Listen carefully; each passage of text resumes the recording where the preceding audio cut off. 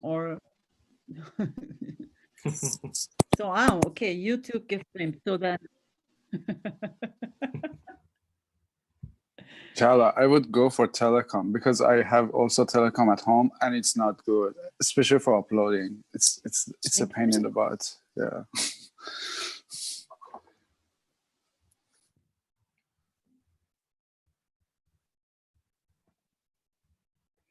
So how much time I have?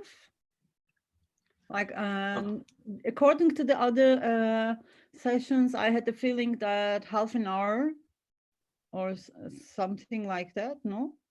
Yeah, it's a little bit more actually. Like the thing is, what we saw that worked very good in the previous sessions was that like to sort of split the presentation. So like the speaker talks a little bit, like does a part of the talk, then probably bring some of the students as well to respond and stuff, and then we can continue after that. But it's really up to you how you like manage the 2.5 hours. If you want me to warn you about like time marks, I can do that as well. It's no problem.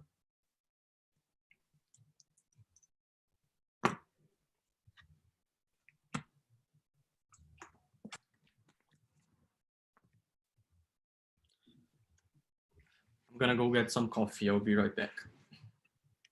Mm-hmm.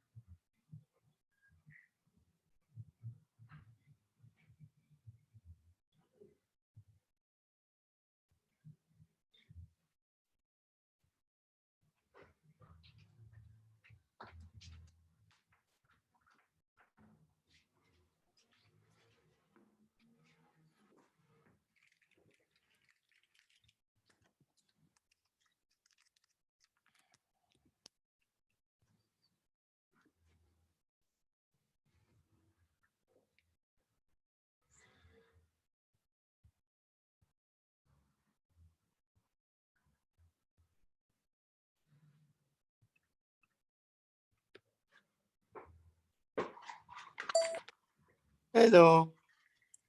Hello, Misal. How is everybody?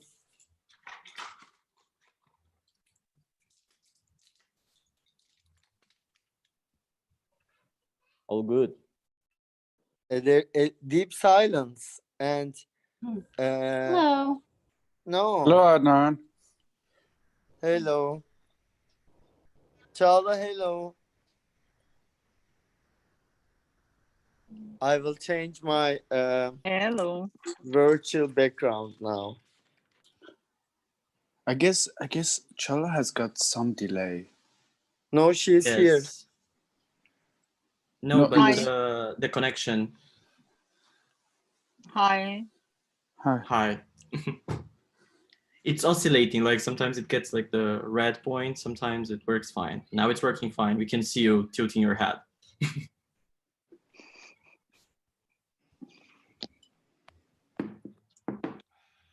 It's again telecom. Yeah. It's the enemy. It's the enemy. I'm not at home, but at home it's even worse. Good Lord. I changed my virtual background, Çağla, for you.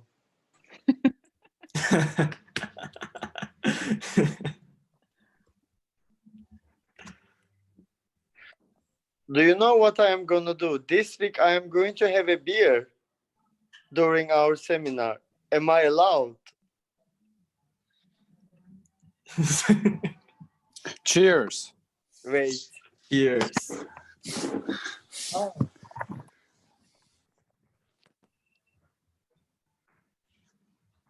Because I specifically ran into the shop and found, Oh, Efes. yes.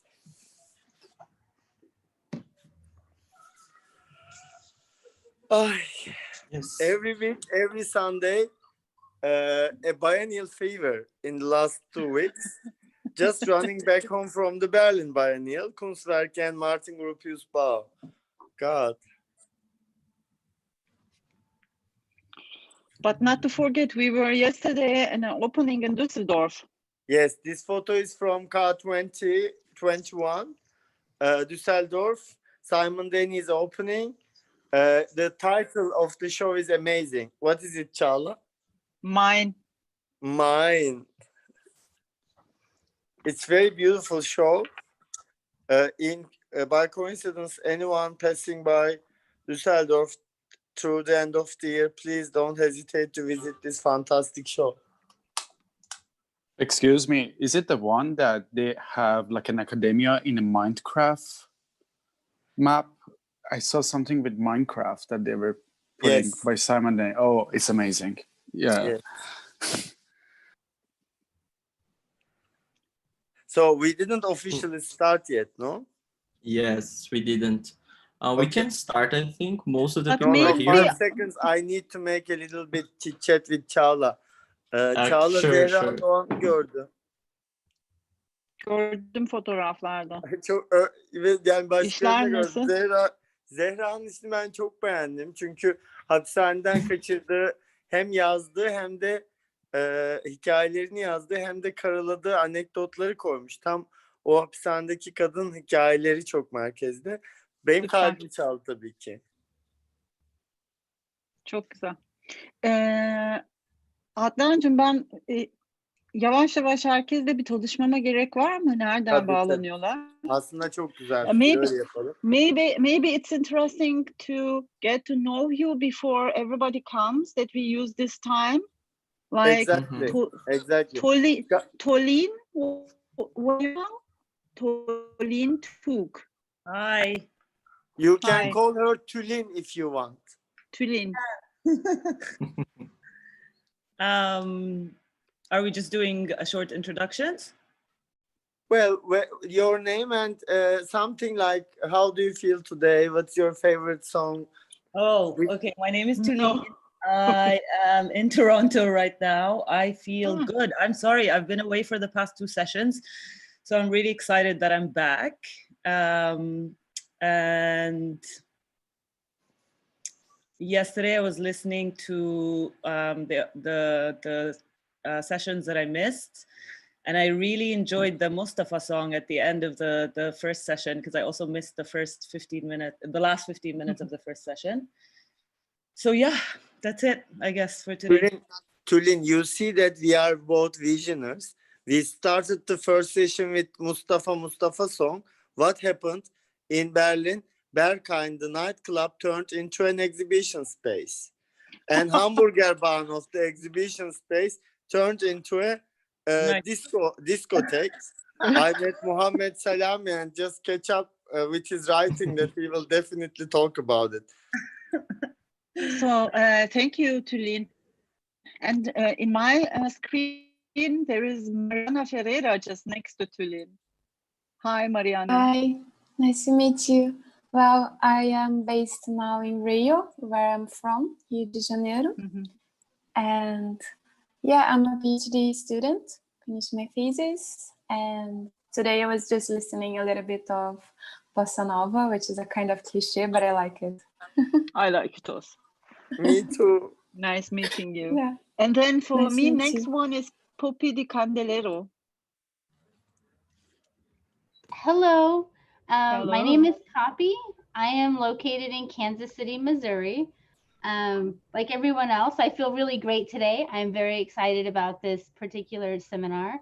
And I guess music that I've been listening to, yesterday I was listening to French coffee house music, and I listened to classical music as well. Yeah. What about And Nikki? I'm sorry, what? Nikki, what about Nikki? Where are you, Nikki? Hi, my name's Nikki. I'm at my office in Detroit. I'm feeling really good today, but kind of hungry. I skipped breakfast. It's still morning here.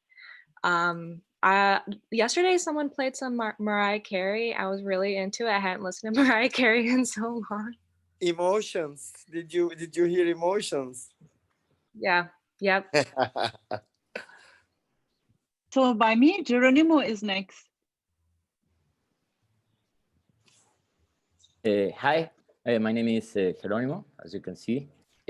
I'm from Mexico City, and this is where I'm at right now. I'm an artist, and yesterday I was listening to dancehall and something that I call conceptual reggaeton. Wow.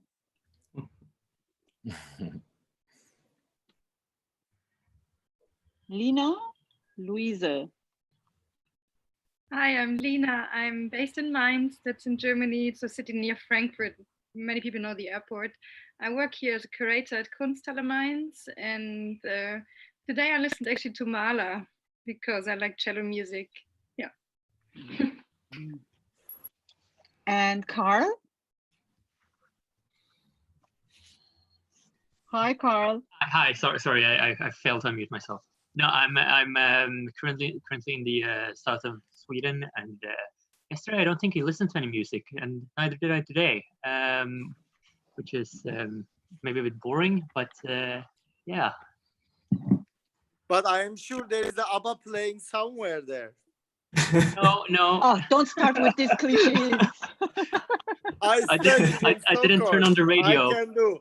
I worked in Umeå and I'm so connected with Sweden. I can make any nasty joke. I promised Charla to take her to ABBA Museum in our Jaspis visit. Carl, by the way, I was just auditing the having Demons lectures from Negastani, Reza's lectures, and you are very good with your comments. We expect the same active participation in this course too. What have I done? Well, yeah, sure. I'll try my best. It's a good course. Congrats, Reza. Absolutely. And Bernard is next to Carl by me in my screen. Okay, hi.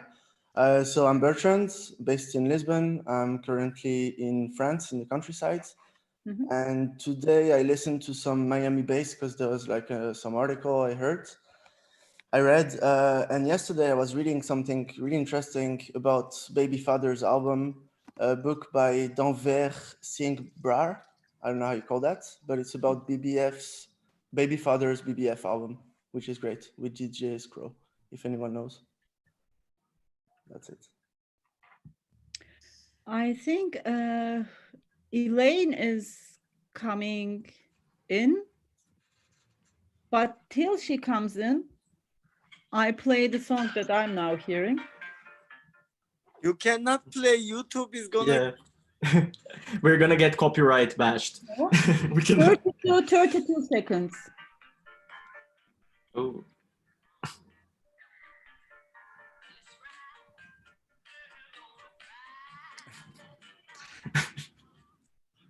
So Rafael, this So, week shall we do the announcements at the last? Yeah, I will just like start the recording and say the things that we have to say, and then we can just go as we. Yes, because I want to. Yeah. I want to explain why we started the songs. Okay. Okay, so I'll just start the recording. Hello and welcome to the 4th session of the seminar, A Paradigm Shift, Curating and Exhibition Making in the Age of Constant Mediation. Today we have Çağla İlk as a guest. So please, Çağla and Misal, take it away. Thank you. Hello, this is a special Sunday, and Çağla was very kind to respond us coming in this week and giving us a lecture. We started with asking you what have you listened recently, because apart from architectural background in her education and long decade of investing in a theater and a repertoire program with many others in a collective sense of working, Çağla is also one of the people that I'm friends, really interested in sound a lot, and also has a huge, since 90s, I would say, collection of different songs, different styles, but always with headphones, dancing, and always making her mind, making her decisions, and also processing things in her life through musical thinking. So I was quite happy to start with the rhythm and the beat. So maybe we are going to unfold her practice through different questions, but I'm very excited this week because we have some questions in the last couple of years. We are dealing with how can we talk about an exhibition promenade, how could we learn from choreography and apply to exhibition viewing, and also besides, what does it mean to have a dramaturgy in Germany, in German theater, and how we can apply this in understanding contemporary stage and contemporary performative arts. All these questions might not be answered, but we will definitely come up with new questions. So, Rafael, would you like to read Çağla's bio in a more formal sense that you always do every week?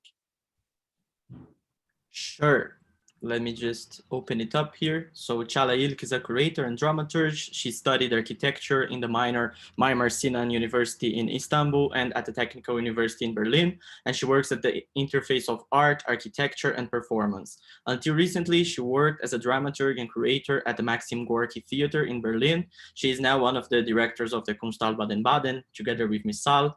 And she has curated numerous exhibitions. Most recently, This Might Be a Place for Hummingbirds in the Berlin Gallery in Corner Park. And in the field of cultural politics, she was also a member of the New Society for Visual Arts and a member of the Berlin Council for the Arts. Thank you so much. I mean, maybe we can begin with what is bureau milk and what does it mean to have a studio or office for an architect, and why is a curator, I would say freelance curator, or as part of a collective understanding of working together, how and why have you established Bureau Milk? And then from here, maybe it goes on and on. Actually, everything has with the racism to do with the racism. Like I really came in 2004 from Istanbul after finishing my architectural studies with the vision that I have to do something in contemporary art, but I didn't know where to go. And my interests were in public intervention and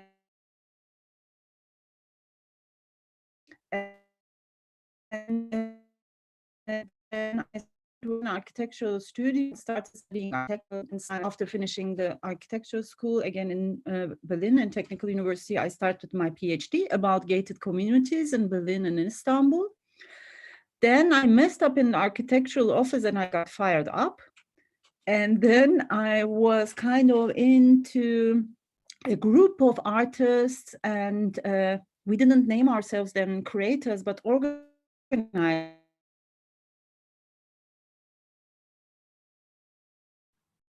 Chala, we are losing you a bit, like it's cropping a little bit the audio. So if you can just repeat your last sentence, I think. So in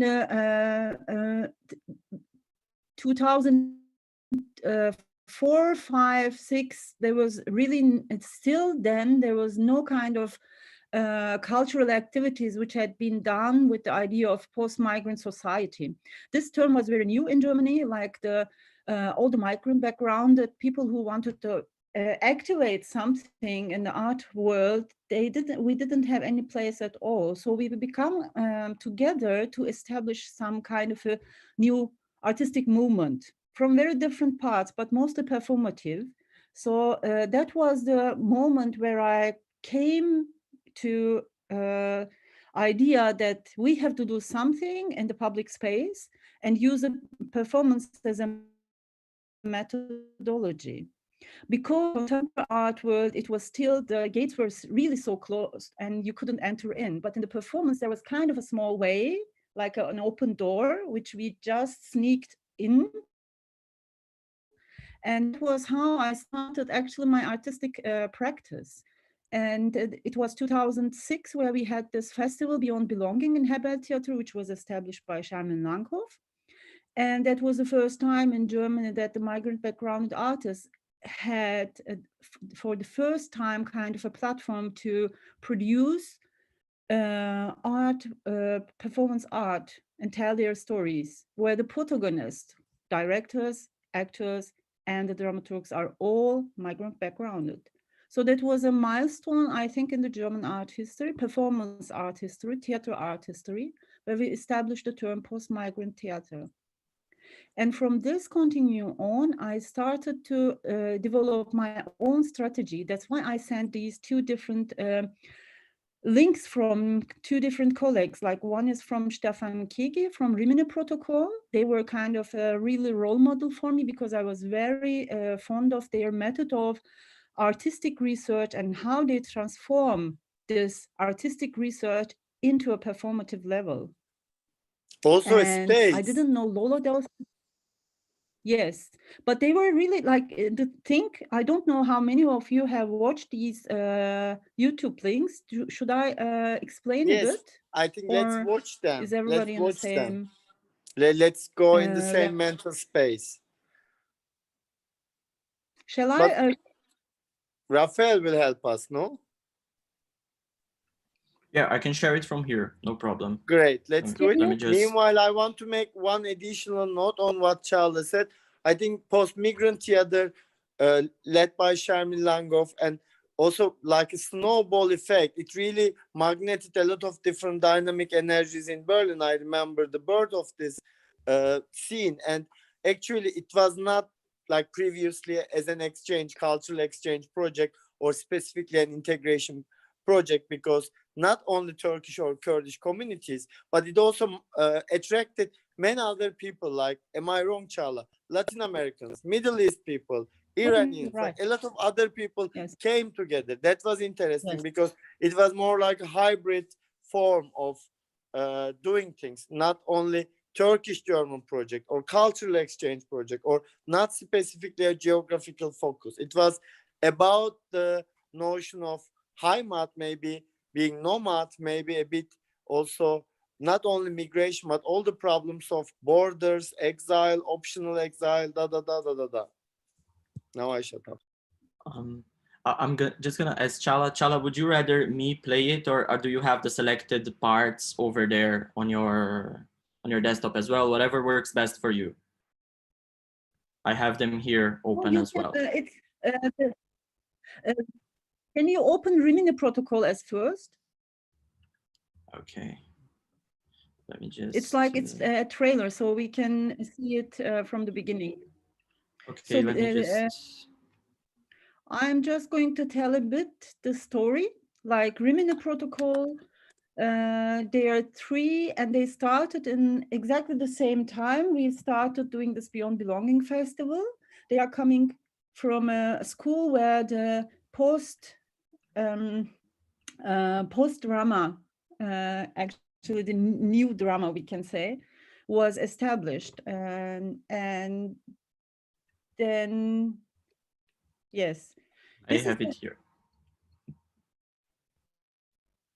So this is a piece which was a co-production with Maxim Gorki Theater, where my colleague Alyosha Begrik has done the stage design and the dramaturgy also. As you, it's like the method is like you have a specific theme and you do the field research with the according to this stories of the people with them, and then the very interesting part is your protagonists on the stage are the people whom you all share the personal stories. So this method has been established by them. Or so the method's name is the all-day experts method.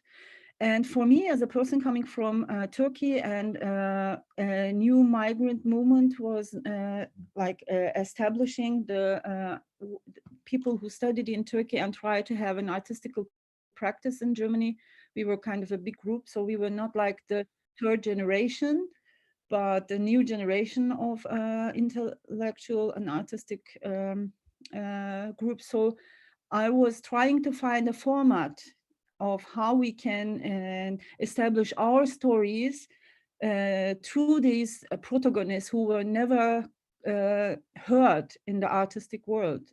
So I was thinking about how we start, how we can take the audience, like you see all the audiences in a Maxim Gorki Theater here. And my intention from the beginning in 2008-9 was not to be blocked into the theater itself or the place itself, but to go out and find or go the audience and the protagonists meet themselves in a space which belongs to the protagonists, where we had done the interview. So like I interpreted the method of Rimini Protocol to my method of urban intervention. So, but it's not, I don't see it. Can you please start from, yes? Can you see my shared screen? Yes. Okay, I'll start it.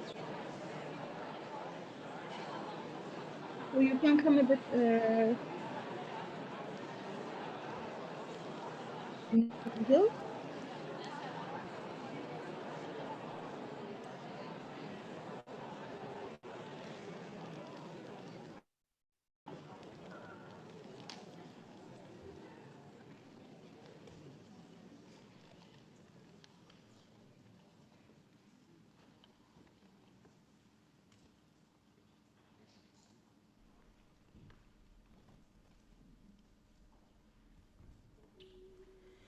Iyamile odo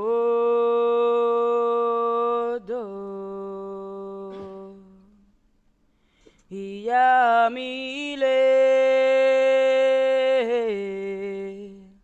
odo Bobo ate. What?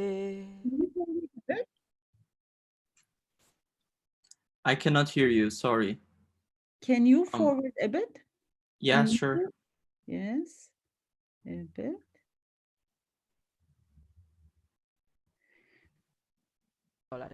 Es lo mismo que gana un guía de turismo en 2 horas en La Habana. Pero yo no quiero guiar turistas. Yo quiero darle clases a estudiantes y a trabajadores que no tengan que pagar. Porque creo en la educación gratuita como la tuve yo gracias a la revolución. En Chile o en los Estados Unidos no hubiera podido estudiar.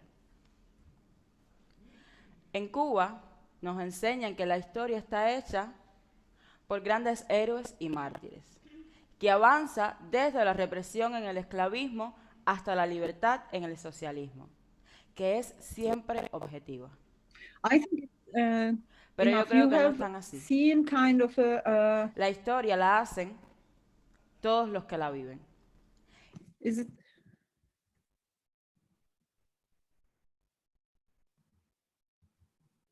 so?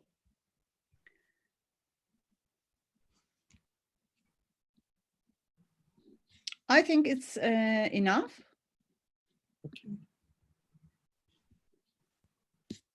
So why I wanted to start with this? So this method of artistic research and then having a very important and unique way of performing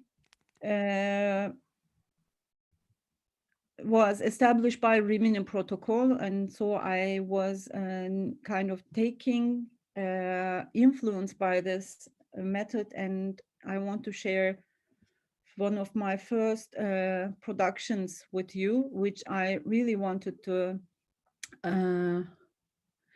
establish as a performance, and that was my first direction experience. So now I am going to share my screen. It's pretty amazing that you start with Rimini. You see, these are three butchers from three different religions. Like it was the second or third year I was living in Germany, and since raised as a Muslim, and we have this very important religious festivities. Like one of them in the year is the one of the festivities where there are thousands of animals getting sacrificed. So, and as a kid, I was very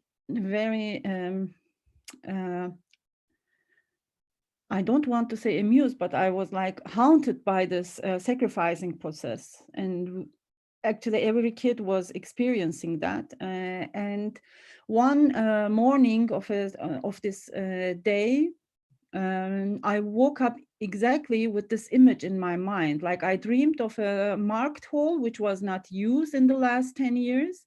And there were three butchers who were quarreling in between which method of cutting the sheep was more halal or kosher. And I said it would be my next project. I'm going to do something like this.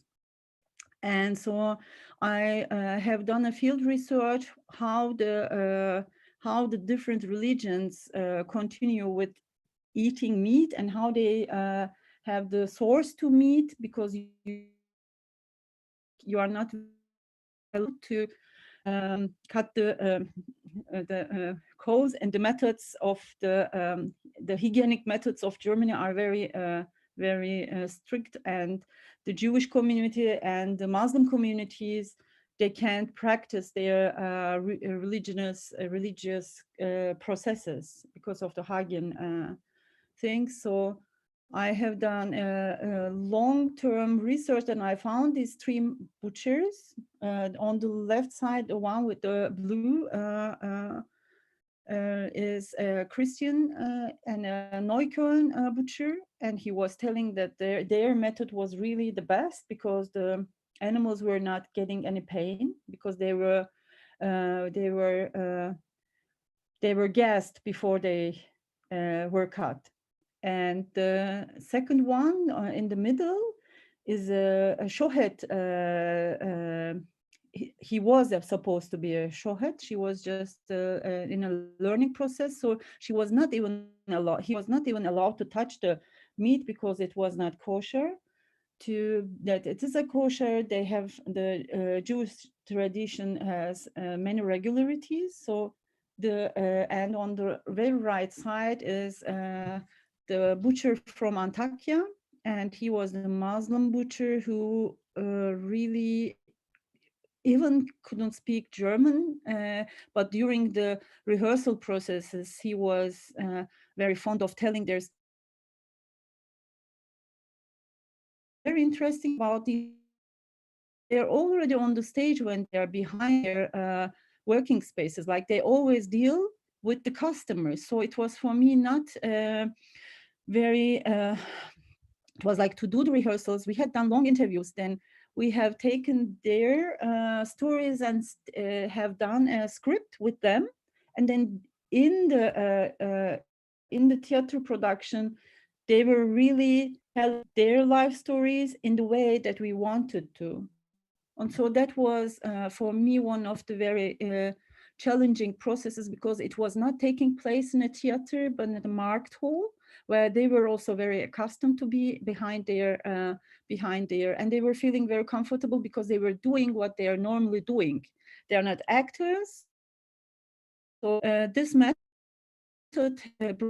so very interesting challenges, how you deal with your story, how you deal with your protagonist, and how you deal with your audience.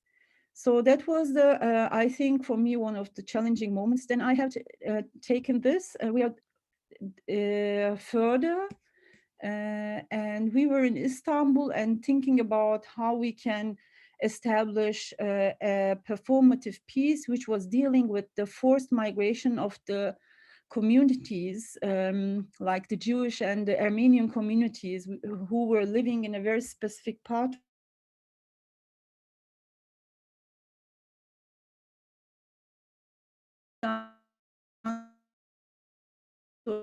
research about groups, which was very difficult to find and get in touch and so on. So then I want to show also one specific piece which we have established. So this is then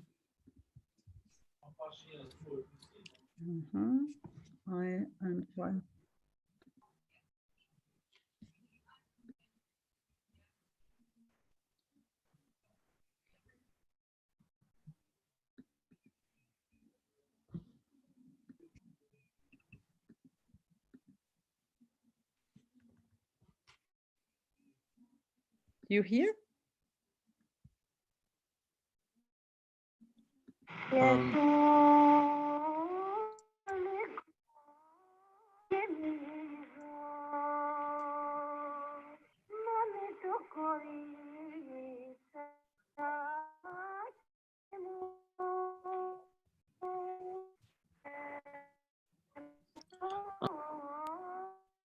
Chala, it's cropping a bit. I think that maybe try turning off your camera just for the duration of the excerpt that you want to show, because it's the audio is a little bit bumpy.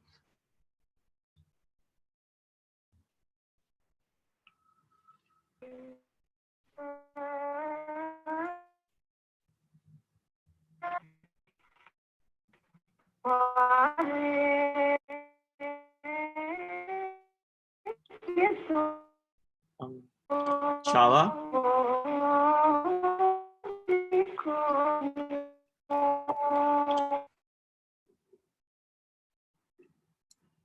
Oh, Lord. Yeah, we lost Chala for a bit. Yes, but I will going. immediately bring some notes. Meanwhile, Okay. Chala is going to come in.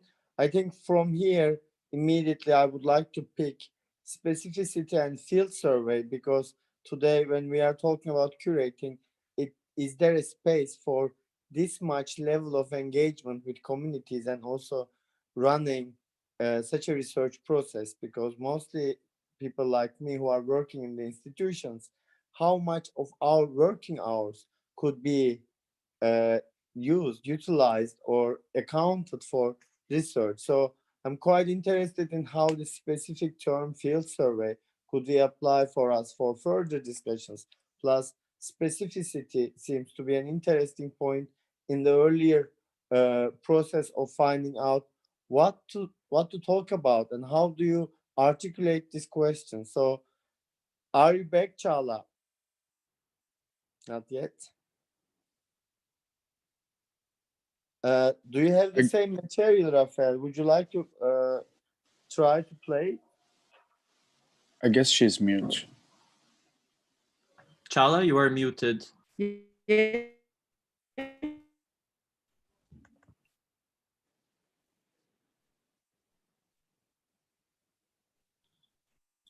Let me.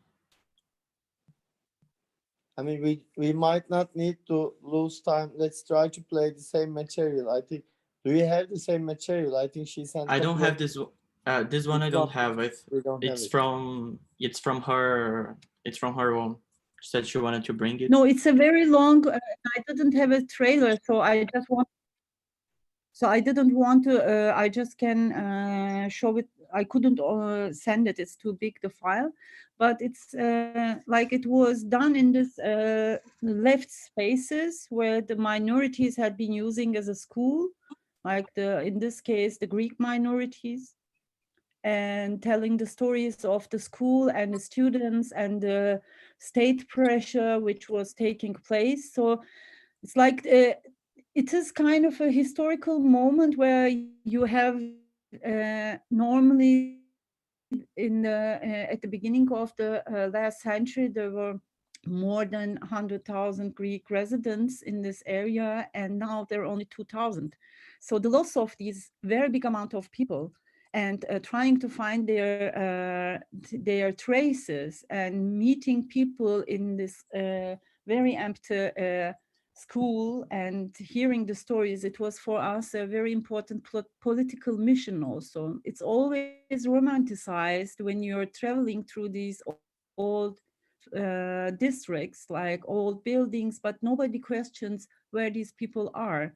Nobody talks about the Armenian genocide, where the Armenians are. So that was about to raise the questions, because these questions, it was not asked in Turkish society. So that's why we went as a group, Büromik, and established this theater parkour.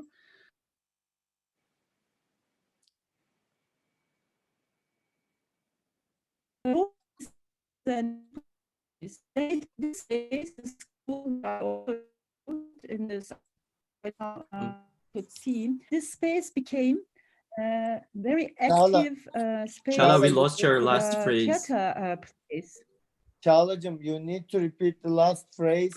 Yes. We lost you at the Büromik. After Büromik, we lost you. So we need to go back to this route, this theater promenade.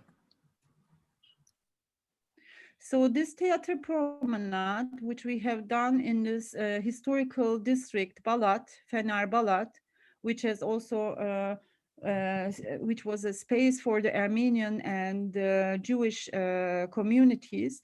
Through this parkour, we raised kind of an awareness why the school was empty, why there were no students, why there were no people. So this place also became afterwards a very unique space for many performances. Like there is a performance group who, which is always in doing productions there. So I find myself in this sense successful because we opened a space for people who didn't know the space, and it was not used also as a performative platform. So like you can change with a very small theater parkour, but a long research, and you open a platform for the existing structures in another in a foreign country, for in this case my hometown. But through this method, so they learned how they start, how they can establish also artistic performance through this research method. So that was the second example which I wanted to give. So. And maybe in this moment, I can talk about when we are talking about formats, how a theater form can be established as an urban intervention form, go outside of the theater and establish kind of a unique moment where the audience and the actors who are not really actors meet in a space where the protagonists are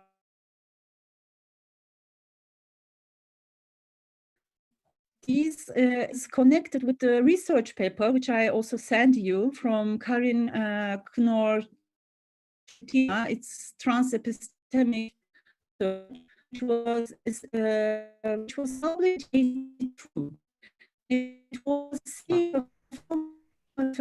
Çağla, can you repeat? Between the hear me? Sorry, Chala.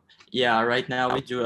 Please, if you could repeat from the part in which you mentioned the paper, like right at the beginning of the phrase. We lost you a little bit over there.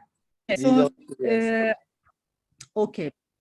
So why I sent this Karin Knorr-Chetina's transepistemic paper from '82, that was exactly this reason. That is also one of the researchers, actually lifelong commitment, which I'm trying to establish, is to connect different disciplines, the academia, the social science, and the art. And in the paper, I don't know how many of you have read it. It's like at the beginning, already comes in different moments of connections with art and culture, and they try to establish something new. Like I see it as the new avant-garde when we use different methods of the social science and establish either in contemporary art or performance.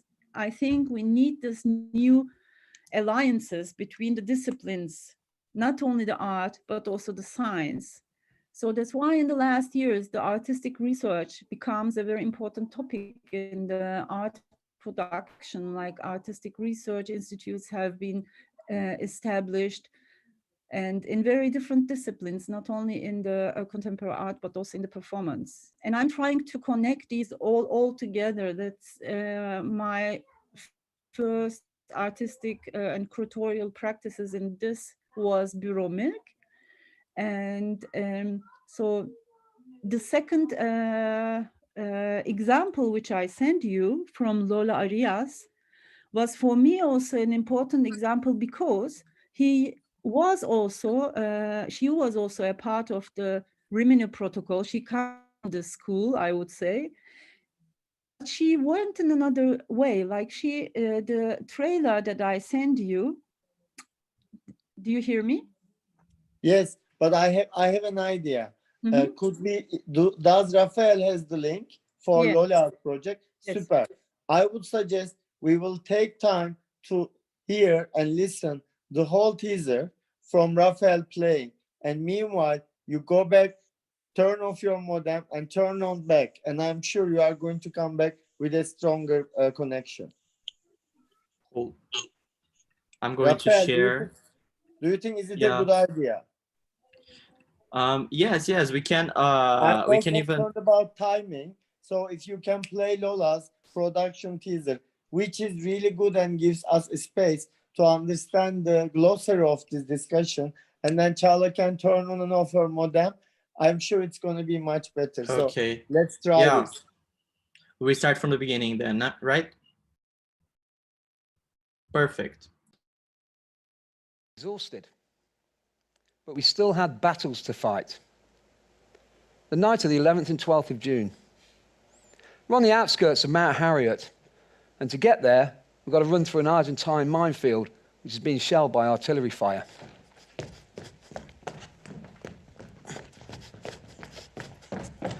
Once there, we go bunker to bunker, firing at anything that moves.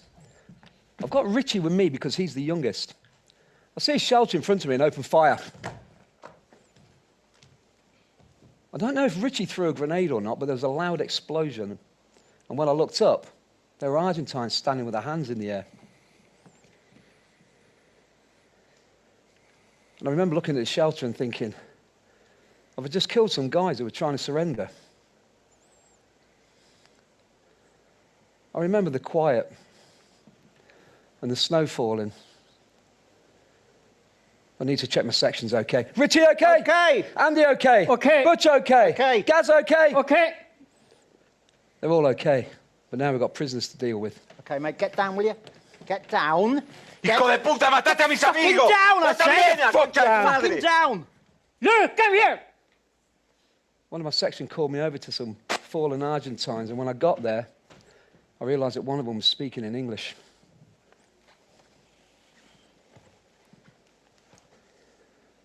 He's got a belly wound. And I remember as I was trying to console him, he began to talk to me about having once visited England. and something about Oxford. And then he died. My job now is to search the wounded, the dead, the prisoners for intelligence. I'm looking for notebooks, maps, anything that will help us.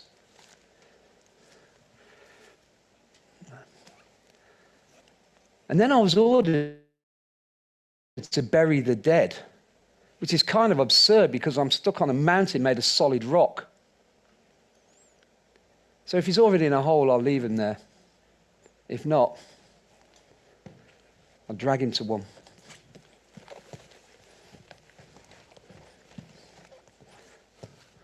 And roll him in.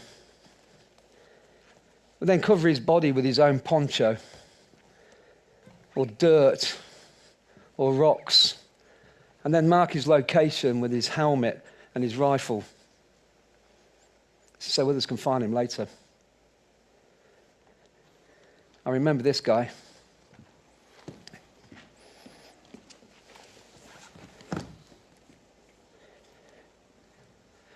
He's been shot in the face. And I remember when I was searching him, I came across a photograph of his family. So I left it with him. It wasn't intelligence. Sometimes when I'm on the internet, I come across a picture of a dead Argentine soldier sprawled across the rocks who's been shot in the face. And I think, is that my guy? Because he keeps popping into my head. On that night, the Royal Marines and the Powers attacked Longdon, Two Sisters, and Harriet. Almost 400 Argentine and British soldiers were either injured or killed in those few hours. During the process of rehearsals, I had concerns about why am I saying I instead of we? Where are the stories of the Royal Navy, the Welsh Guards, the Scots Guards? Why are we not talking about the battles, Goose Green, Tumbledown, San Carlos? Do I have the right to stand here and talk on all those that went to war? And where are the fucking British dead in this play?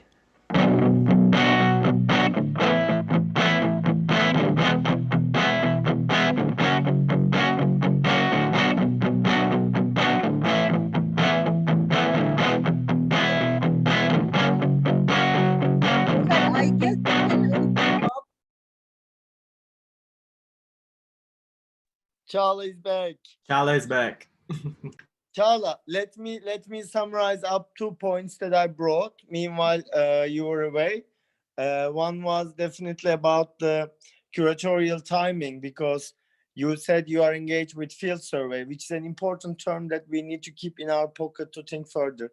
And secondly, specificity. You go and reach the communities to think about deeper about the sacrifices, how they practice these religious rituals. So in that sense, curators who work in the institutions, they can accommodate this much of time for research? It's a big question mark. And secondarily, which I'm sharing right now, the performative space that arts and performative arts can provide for transepistemic studies, because definitely it creates a space for bringing all this specific research material. So thank you for coming back, and please continue. I just want to add why we watched a small part of Grandma and why we watch now Lola. These are two different approaches. Lola has done long-term research about casting, because not all the stories and not all the people are unfortunately born as actors. And if you want to take also them on the stage, you need really people who also can tell these stories normally on the stage.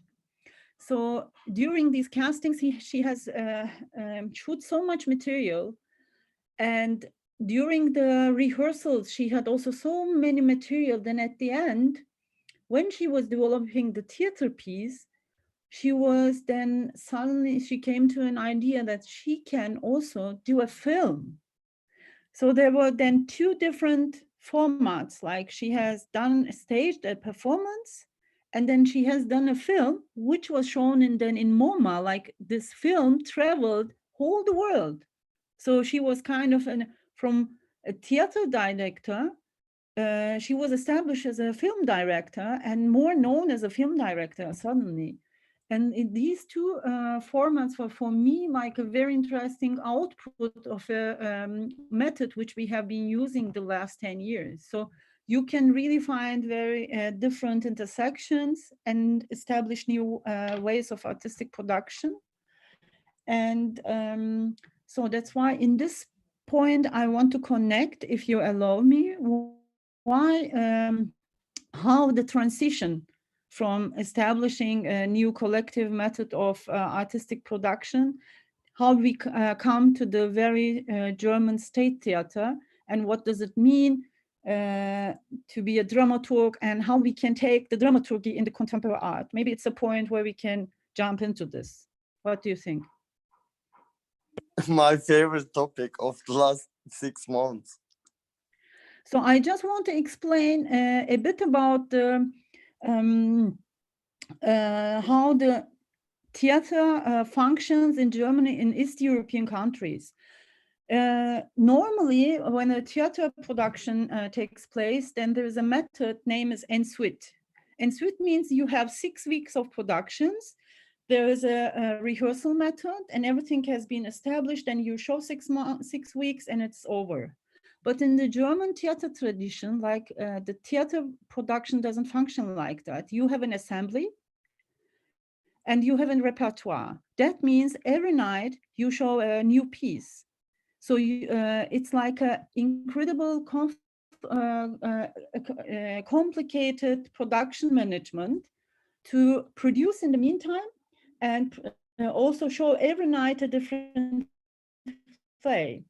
It's cultural heritage. I was really not aware of what the big institution and how big the subsidization for this theater world before we moved from a small theater as the post migrants who were doing their own workshops, and theater which was kind of really minus 400,000. So they gave this, okay, the migrants can take it over and make it something from that in the very middle of Berlin, the capital of the Germany, and in a very historical loaded space. So, and the German state theater is a repertoire theater. Like you produce as a normal theater every season 12 new plays, 10 to 12 new plays. You have, regarding your budget, from 10 to 30 employed assembly members. Like it's a long-term commitment if you're in the theater. So it's like a very interesting also business. The schools of acting or directing, they're all every year producing actors and directors for this big machinery. I have a question actually to someone in the class, and I'm curious how he hasn't jumped into the conversation yet. Kasra is always critically thinking about institutions, and we talk a lot about how institutions function. Even he's very young, he's a good observer. He has been in Venice also about the hibernations, and several other occasions he saw how contemporary art mission functions. Hearing this from Çağla, can you respond? Like, can you imagine this way of functioning in contemporary art institutions? Actually, yes, because I'm aware of how the theater and opera functions in Germany, because I live, my flatmate, he's like an opera singer, and he's a dancer also, and he does performance. And like what I was like, actually like institutions for theater in Germany is like super traditional, and they really want to keep it. I guess I'm sure that the German government is spending a lot of money to keep it alive. And like right now that because of COVID, they are not working. I'm sure that they are getting funds from Deutsche Oper to keep it still working, and that's how like it cannot go further than what they are not allowed to. So they have to stick to this traditional way of having the performance going on, which I'm actually not really happy about it. Like, yes, but I would prefer an opera at Berghain then. Yeah, same. I guess like next week maybe we have some opera. I don't know. Question: how was in Italy? In Italy is the same, but not as strict as in Germany. But they still have this tradition. But in Italy, it's not, opera is not a big scene. Actually, maybe in Milan, in Della Scala, Teatro della Scala. But I'm sure like classical music there is like more important than theater and performance. Yeah, So far that I could. But I think like many state theaters in Germany have shitty contracts for at least the actors, or like the people playing, or the dancers, like for the staff. I don't know if every state theater has like these long-term contracts. I would doubt it, actually. But I'm not sure about it, because like I had a little bit of research, because like performance and theater and opera is not my field of interest. And this is by like a little research that I have heard. This is what I got so far, but maybe you're correct. We could ask Shala. So the situation is like this. It was a long-term tradition. And if you belong to a theater and if you were a member of the assembly, then your life was already kind of in a good shape, you know? But now the tradition is kind of changing, because you have not a lifetime contract as the directors of theaters. Like they are kind of patriarchal also monuments. And so if you come as a director, you bring also your own team as the artistic team, and also the actors and actresses whom you want to also.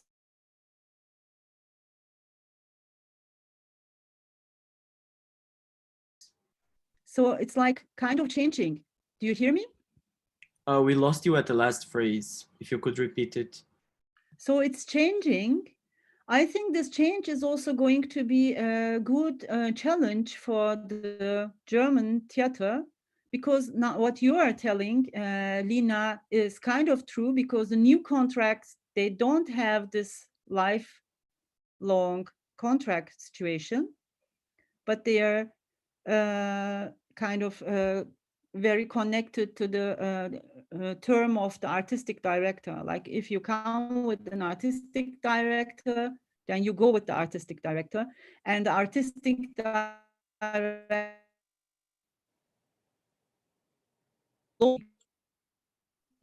have to pay for the staff more than the actors. Like it's a very,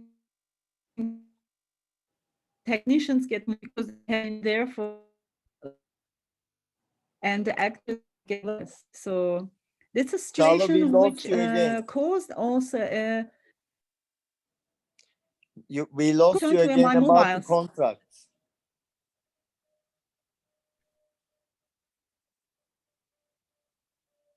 Wait, I will chat her. You hear me now? I'm going to connect with my mobile's internet. Yes, that's a better idea. And you need to repeat up for us the contract issue, because I was just thinking the same situation, like a bit corresponding to the discussions about precarious labor and other power dynamics in the art world, and how we approach to artistic direction and institution. It is independency and its content development might be a bit different, like thinking these terms with casting, repertoire, or dramaturgy. You are bringing up a different sort of engagement, like the intendant, I would say, is very powerful and very, very central figure. And in terms of contemporary understanding of directing an institution, you need to engage more curatorial voices, definitely, to create a plurality, not one voice, but more research-based plurality, or let's say different singularities vocalizing different acoustics in the space. So please. you have it already in the theater. When we talk about more about the content, besides the labor, I am going to come to this point. Like the theater in Germany, you have the brain, like one person who has kind of a vision. He is either a director or a dramaturg, and they are named intendants. Mostly male, mostly white. Until now, in the last some years, it's been changing. And so it's a very patriarchal based structure.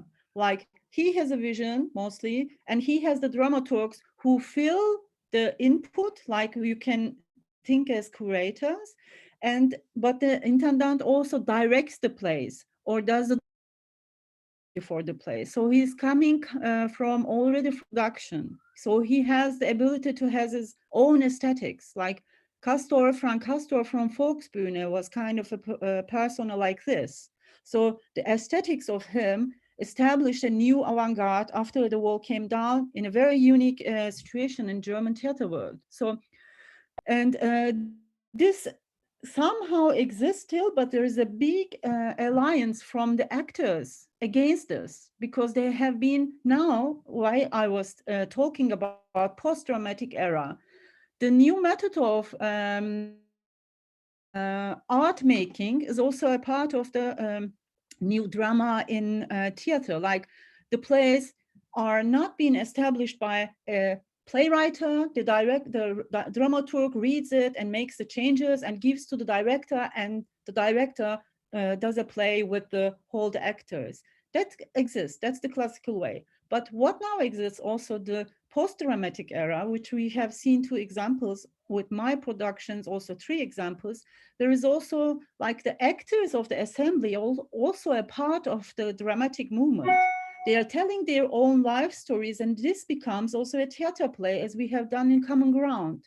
Like the Common Ground production, which we have done in 2014 in Gorki Theater, published by the ex-Yugoslavian actors who were telling their own stories. So they became also the playwrights of the play. So it's like the roles are really getting very fluent. So director's position is kind of not anymore the position of a director, but the mediation, like how, and the dramaturg comes also in the point of, okay, which content has to be more like, which is more political and we have to push forward and so on. So it's an interesting moment how this performative new ideas come to the German theater stage theater stage. So well, I'm very happy that sorry to interrupt. I'm very happy that you are mentioning this so clearly. In the first course, when we were thinking through paracuratorial, definitely we refer to Paul Nail when he talked about this as a paradigm shift. This is just our gift to Paul from here. We propose continuous mediation to continue this discussion. And I think in the theater context, this is such a soul metaphor, right? It's a continuous mediation. It's never ending. Negotiation, renegotiation, reception, deception. As a reference to Marisha Lewandowska, of course. I mean, could you please talk about what you mean with continuous mediation?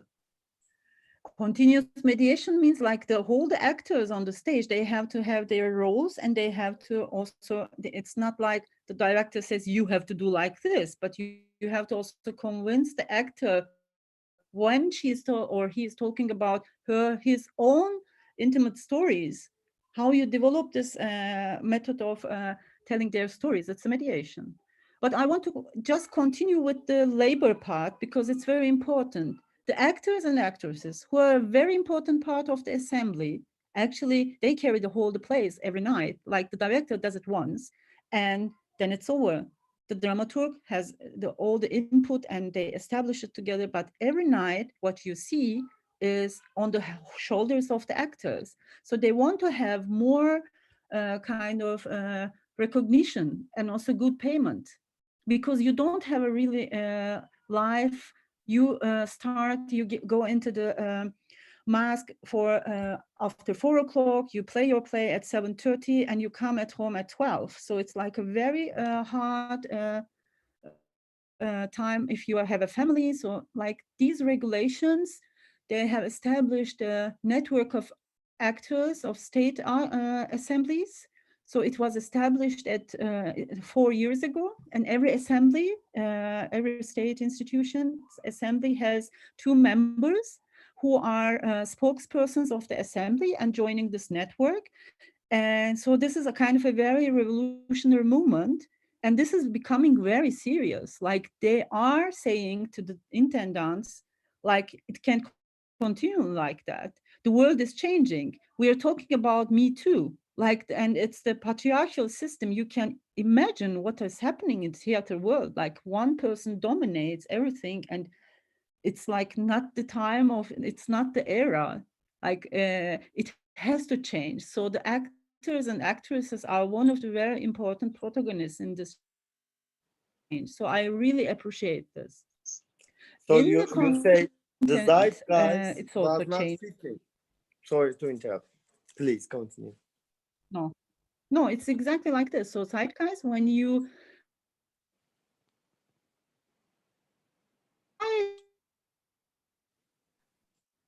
We lost you for this last one, Chala. If you could. You're talking about the like we're talking about the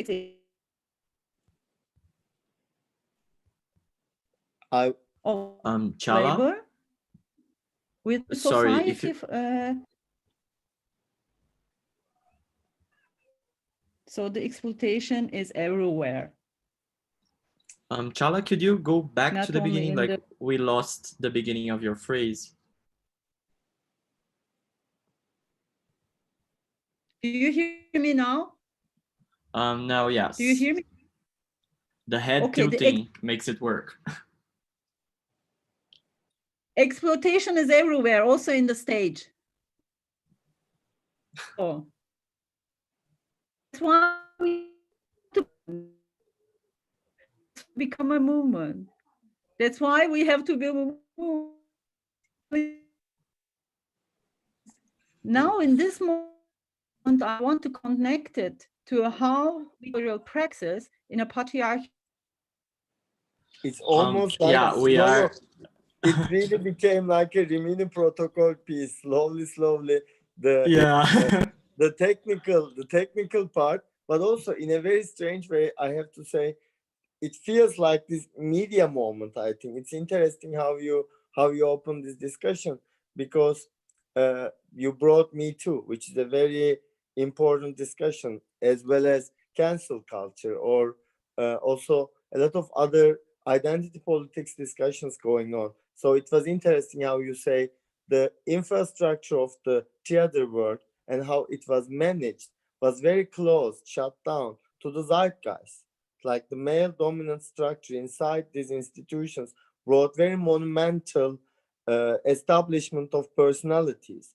But this more in the history, it's a school, no? Like it's Brecht, it's a school. It's Langhoff, it's a school. It's like they created this sort of écoles or traditions, but maybe in a kind of neoliberal society where all sorts of traditions are écoles are branded and marketed, and it has to be in a PR friendly product form, maybe it starts to crack actually more than ever.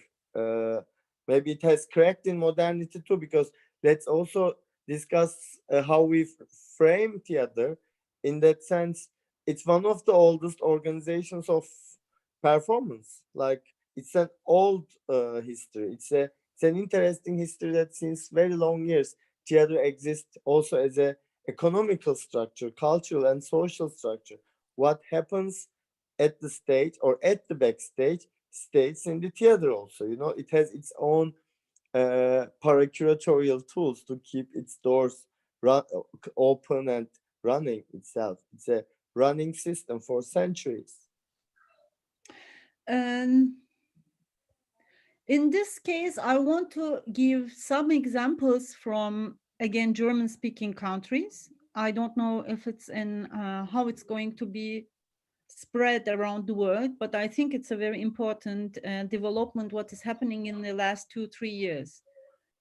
So these transdisciplinary approaches, which also you can see like how many performance pieces had been taking place in Venice Biennale in the last years, like Anne Imhoff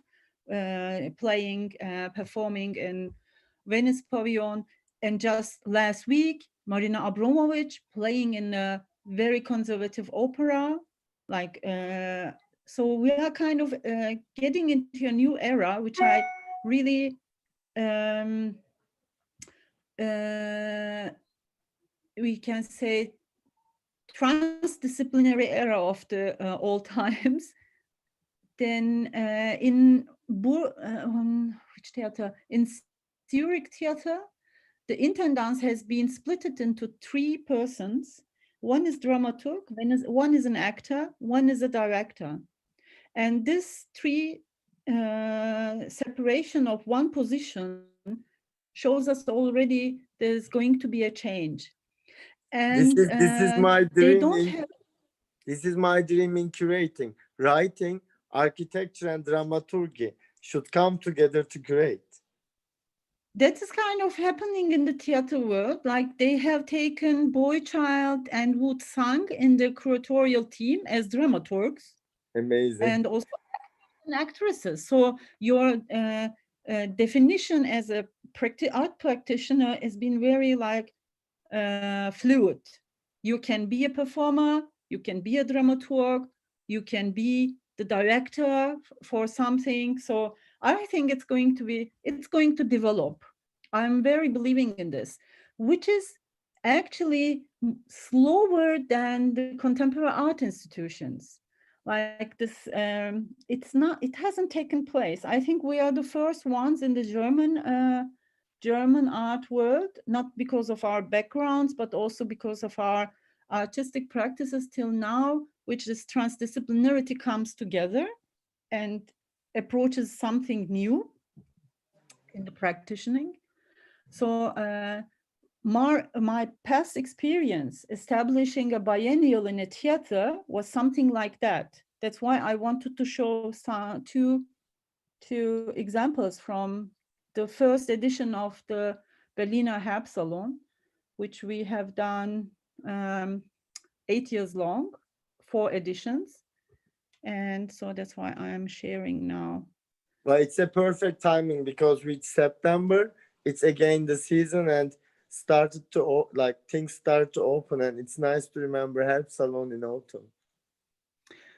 So before we have opened the Maxim Gorki Theater under a new direction, like there were 2 directors, 2 intendants.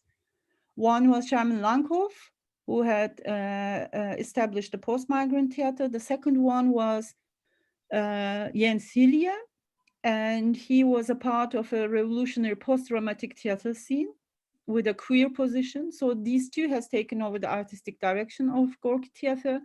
And I was one of the 3 protagonists who established the Herbstsalon as an opening act of this new artistic vision. So this new artistic vision, one of the key works was from Rasha Todosievich.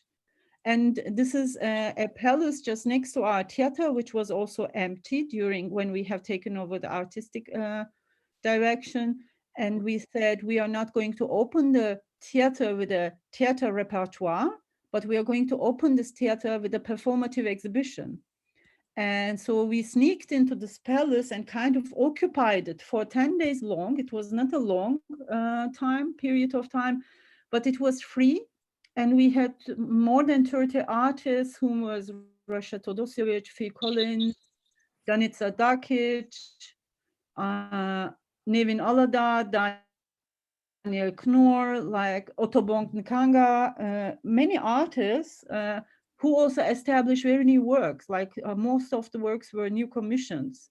For us, it was a very interesting moment of this transdisciplinary, like our workshops, like in theater, you have so many different possibilities where you can react and develop also with the contemporary artists new things.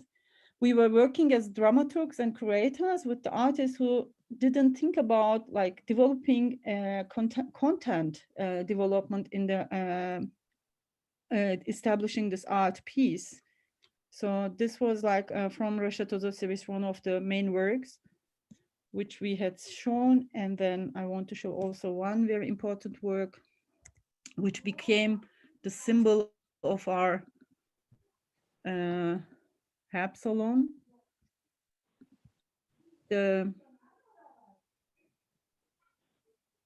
From Nevin Alada, the carpet which was going from the palace and going till the Unter den Linden, which is one of the very important streets in Berlin in the historical center.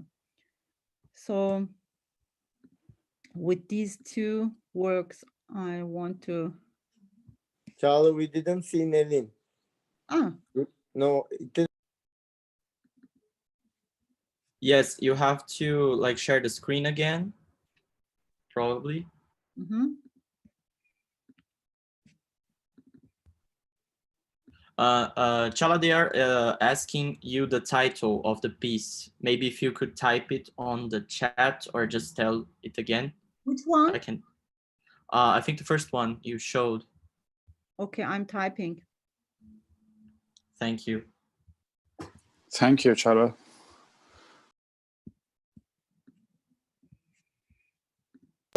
This Nevin Alada piece is fantastic, no?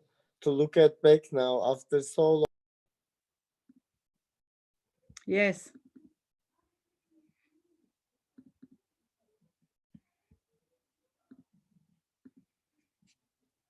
So I think,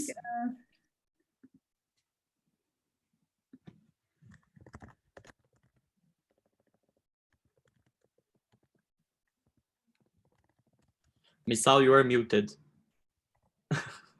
With Çağla, we share a lot of history of Istanbul context. So these references are really like bridging our practices, and we think through a lot of common names now. Most of them are Berlin-based artists, like Nevin Alada, especially. She's from Van and came in Turkey from East Anatolia and came to Germany, studied in Munich and Berlin-based. And many of you might catch up with the documenta piece with the instruments that you can perform together. And this carpet piece, really an earlier piece, but such a strong piece. Thank you for selecting it, actually. You took me back in time. yes, it's a very important piece also. It shows the gesture, and he's still kind of using these patterns, like the patterns which are matching or not matching. So, so I'm going to send you also the link of the archive of the Herb Salons, because it's like now more than 200 artists who participated and so on. So I think it's an interesting archive to understand also a bit of the European last 10 years of history and the uprising of the nationalism movement also, because it was one of the main ideas why we wanted to do actually an exhibition in a very German German classical theater, like trying to understand what makes you, what is notion of nation, what has art to do with nation, and how you define as an artist these nation of yourself. So it was very critical with the defining the nation and nationality. I think we should be doing more. So I'm now very kind of like, we should not leave the space to the right wing. We have to also talk about our favorite book. One of our favorite books is We Have to Confess, Çağla. Egemen also talks a lot about this, the history of German tragedy, Benjamin. Yes.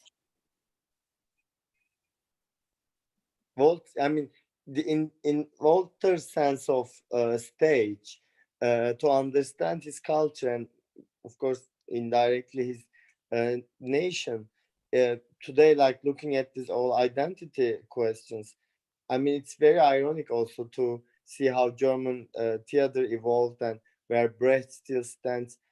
These are really good references, I think, for me to understand German society and for me to locate myself in here. We have to, of course, talk about a bit Emine Sevgi Özdemir. We also, both of us, have friendships, and very important reference point for us that as a writer, as an actor, actress, as a director, as a generalist intellectual, she's also exactly like a trans-epistemic practice that we can all learn from.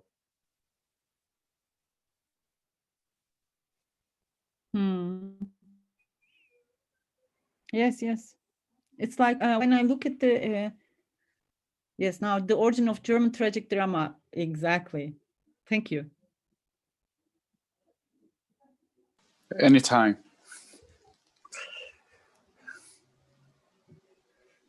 So we added on our reading list. This is clear that now we are missing this from our reading list. Please, can we find the PDF of Walter Benjamin's The History of German Tragedy for every participant in the class? That would be very good. Sure, I will find it right now if it's possible. Or Raphael, Yeah, are you I going? can No, do Raphael, it. you stay here. I'm gonna find it and I'm gonna put Okay. it here. Awesome.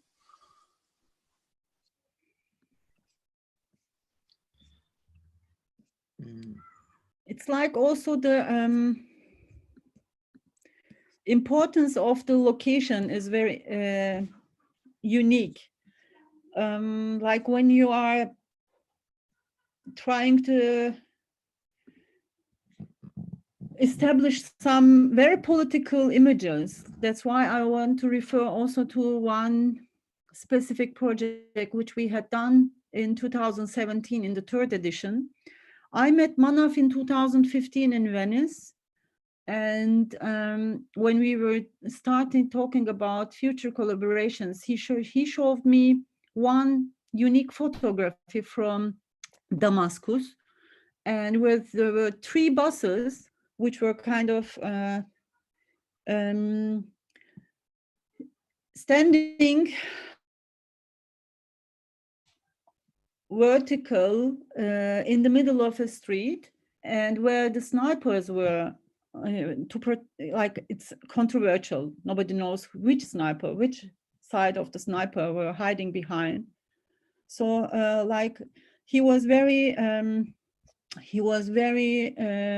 ambitious, and very was like, if you dream about doing this, then someday you are going to do. And when we were doing the 3rd Harp Salon, like he was just establishing this in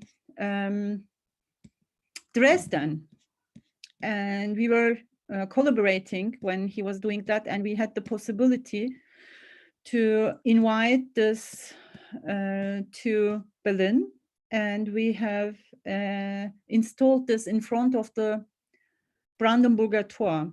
So that was one of the very unique site-specific interventions which we have established during the whole 8 years. So I'm just trying to find a photo of this very unique moment. So with this image, the whole Germany was kind of suddenly awake and started quarreling about how dare you, and or what is the meaning of this. So it opened up a very interesting discussion, which I think we can't do now. It's sadly. I think so, because also here we are talking about how to locate Mariana's presentation. This might be really good time, Çağla, to invite Mariana in, and I mean, first we need to see the image, of course, and we need to give some space mentally, but after this, I feel it's going to be a very smooth transition to Mariana's presentation. Trust Okay, my I'm just moderation, please. I'm excited how today's session is really, we're gonna go into this discussion with Mariana. Okay, perfect. So may I start? I think yes, I wanted to show one picture. One Now, picture. Is everybody ready? If you haven't seen it, because a lot of people who live in Germany saw it in the newspapers, and this is an interesting image to think of, public image or public truth releases. I mean, I'm sure from last years, if you have passed by Germany in springtime, in autumn time, This was all over the newspapers, no? Can you see? Yes. So there was a security guard 24 hours because really at the weekends, right wing or the identities,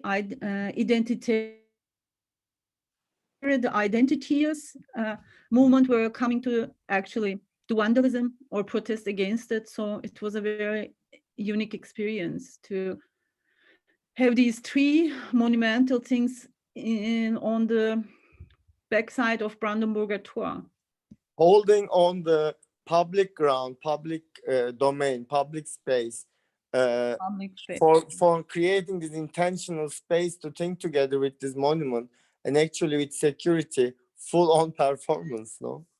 Yes. 24 hours. So, I visited the guards because you had very nice guards there. They were very nice. So, thank you. Mariana, the floor is yours. Take it and throw it to the forest, please. Thank you so much. No, Rafael, can I ask you the moment of, not yet actually, when I'll need the PowerPoint, I'll let you know. Thank you so much. Sure. Thank you so much. Sorry, I didn't let you know that. So when I made this presentation, I was actually trying to introduce the reference that we had for today's course, but I wanted as well to bring some material I have been working with because I've been working with memory and how people tell their stories of violence, and I thought that it has a nice parallel to what we have been discussing and what we saw for this today's course. So my idea was to connect this idea of trans-epistemic arenas of research as a process of knowledge production, but as an act of creating meaning in the world we share in common. So I wanted to stress how, in the sense of creating meaning to this world, how we see things, we actually are building histories, particular histories to create a much bigger sense of history, and history as a process of sewing particular experience and creating meaning to the world we are dealing with.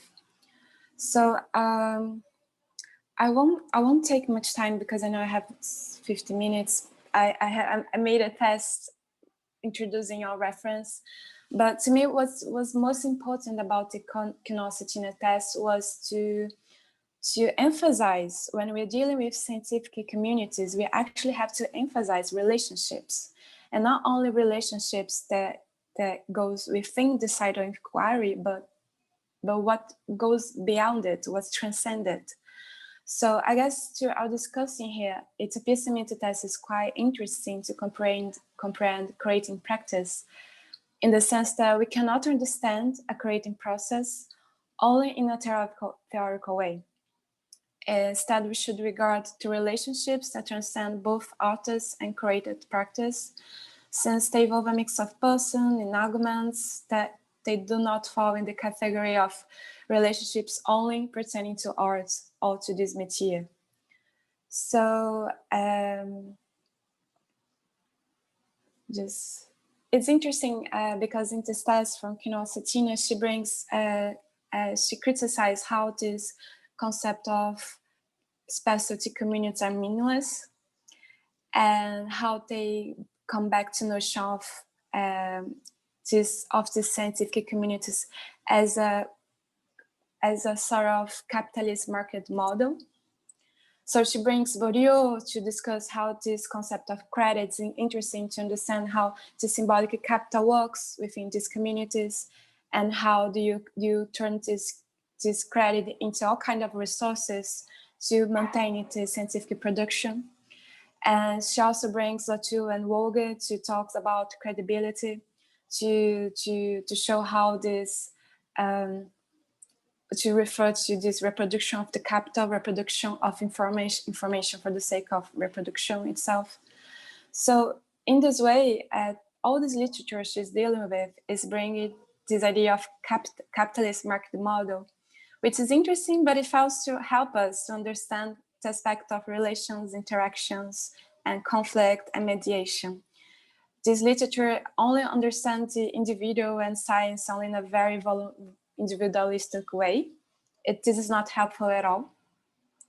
So I guess this concept of trans-epistemic arenas is very, very relevant in the sense of how do you understand how people are actually bringing and negotiating within some locus of knowledge, but they are bringing actually other sort of interactions, bringing other sort of experience. And it has to do with curating in a sense of even when you're dealing with academia by itself, because it's everything a shared process. So only looking at the micro level of actions of both from actors or curators is not enough. One must take into account how these relationships construct the notions of resources and how they are negotiating in a locus, and how these negotiations is traversed by how artists' relationships transcends the exhibition per se.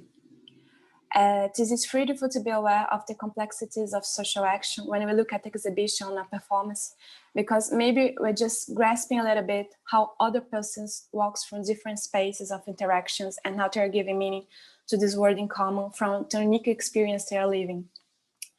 In this sense, it was very helpful to me to remember Hannah Arendt's concept of word making, because you aren't to exist within a plurality. And we can never fully understand who we are because there's no such a thing as human nature to Arendt. But in some way, we can grasp a personality of the one who appears to us in a phenomenological experience. And why this is so interesting? Because in a way, in the way people appear to us, we are creating a meaning to this word in common. So in this space of appearance, how people appear to us in this space in between, we create a meaning to the word we share in common. So to me, this relates totally with the idea of production of knowledge, because it's how we make sense of the world we are living and how it tells stories. It is so relevant because Arendt emphasizes a lot the relevance of small stories, because there's a sort of thread that connects us. And it reminds me as well to quote for Judith Butler, that she says that when you tell in public something about your pains and suffering, you're putting the ontological right to exist in this public arena. So bringing this idea of I'm making all this effort to bring this idea of word in common, to bring knowledge production, because I guess it has to do in the way how we are dealing with spaces in common, not only in an institutional way, but how when we are like living and see each other and be affected by how all people are appearing to us, we are actually constructing or even challenging the way how we understand the world and how we make sense of this world. And take into account this idea of individuals who tell stories through threads, and these threads become a sort of network. What would be the conditions of possibility of transmission nowadays, especially concerning post-dramatic ages? That is our discussion today. And Rafael, can you please help me with the PowerPoint?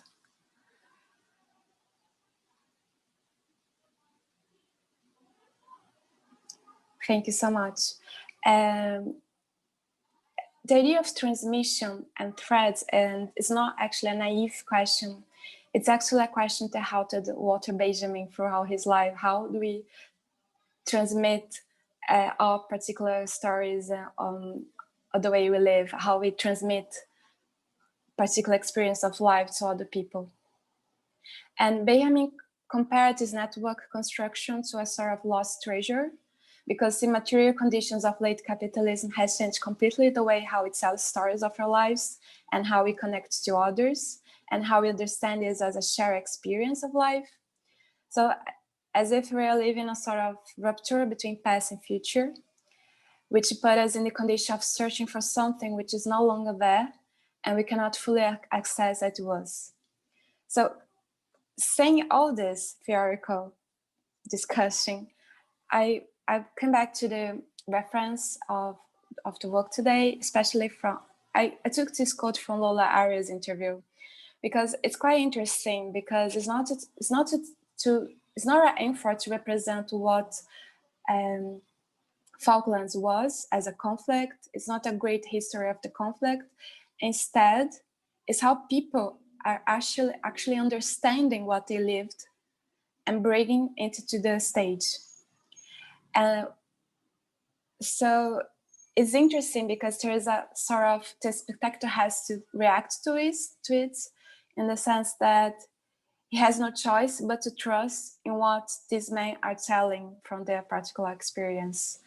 So it's in a way you're retelling the story and you put in a different stage, but it's not only telling per se, it has to do with telling within a plurality. You have to be in an audience, but at the same time, it's not a passive audience, because we as spectators, we are the ones who are actually sewing those threads that these men are talking about their life. So we're making the connections about what their people are talking about, and assuming that we are always missing part of this big history. So Rafael, could you please the next one? Thank you. And so it's so interesting because she used different elements in a sense. So she used the maps. So we give meaning to these maps as the people are talking about what they saw or what they lived. And we try to grasp what really happened. And coming back to the threads issue, as spectators, we're invited to see these testimonies, fragments into bigger history. We have the elements, we have the maps, we have what testimonies are about. But at the same time, it's as if it's sort of impossible to reconstruct the story as it was. And interesting enough is that the whole process of this piece, the two parts of the conflict only got the chance to meet each other, to see each other lively in the last days of conflict. And even though you're trying to understand the history from how people tell us about it through language, they cannot understand each other because they're talking different languages. So we have also the difficulty of construct a linear narrative of what was going on, because the parts are not even understand each other. So we never have a clear picture of what the conflict was. Rafael, could you just pass the next one? I just put some scenes of the video because I thought it was very interesting. Wanted to what the actors who are actually not actors, but they were like together, but at the same time they were not together. And we, as a spectator, we just make a global perspective of what is going on. And the next one, please, Rafael. Thank you so much. And to me, this scene was so interesting about how you bird people, and how in this moment this guy was trying to remember the face of the person he held in his arms before dying, and he spent all his life looking and wondering if every time he saw a face on the internet about the conflict and about this guy who was shot, if it was actually the guy he shot. So it's interesting because the problematic is how to remember. It's easy to forget. And when we talk about memory, it's always this tension about remembering, forgetting. And when Benjamin discusses memory, he compares memory as a maze through which Ariadne managed to get out by using a thread. So to Benjamin, in a way, the maze is a memory, and the way how we connect, we get out of this maze is through language. So from this video, I was wondering is that actually we have a grasp of what the people are living, but as someone who actually were trying to help them to remember and to make sense of the conflict, make sense of what was really the Falklands conflict. I mean, it's not exactly naive, because it's the way how we understand and emphasize some facts in spite of others. Why some narratives are more relevant than others, and why we understand the world emphasizes some way things we see than others. So I guess this is the point. And how do you bring into surface other narratives, and how do you make sense of it when you're seeing the way you produce knowledgement? And Rafael, could you go to the next one? This is about the protocol world, with the young Cubans talking about their country and through the memory of their grandfathers and mothers. It's actually, we try to understand Cuba history, but in the end, we actually came across to how lived experience transformed the way we understand ourselves and how we are exposed to the world. So as if you are trying to make sense of Cuba history, but we're actually make sense of these people's lives.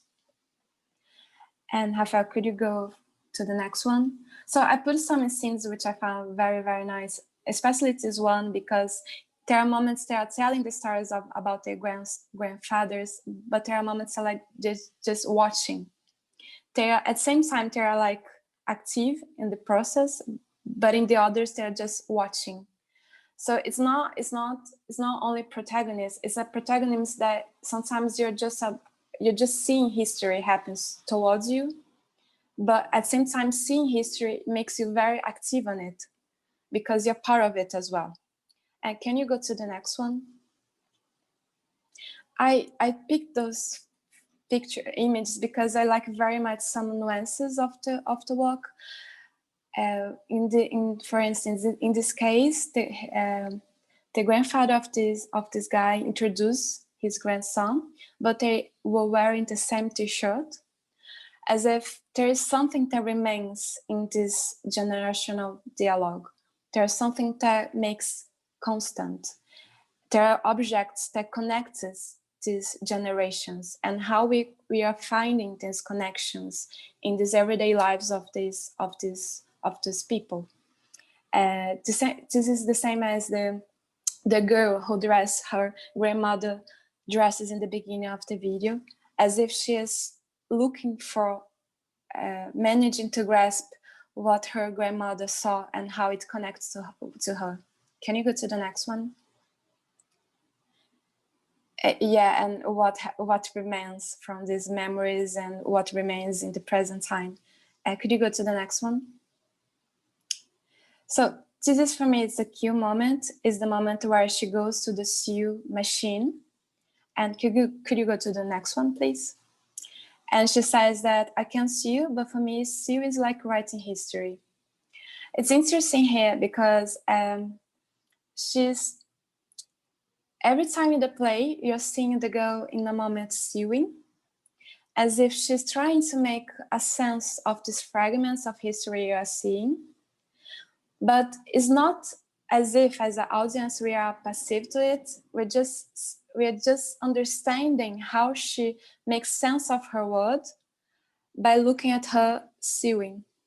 So I guess this has to do with this epistemic arenas research, in the sense that we are transversed every time by other kinds of interactions. We are transversed by other kinds of experience we are living, and from the experience we came to the stage and tried to mediate all this information, and from that we create a new space, a new information.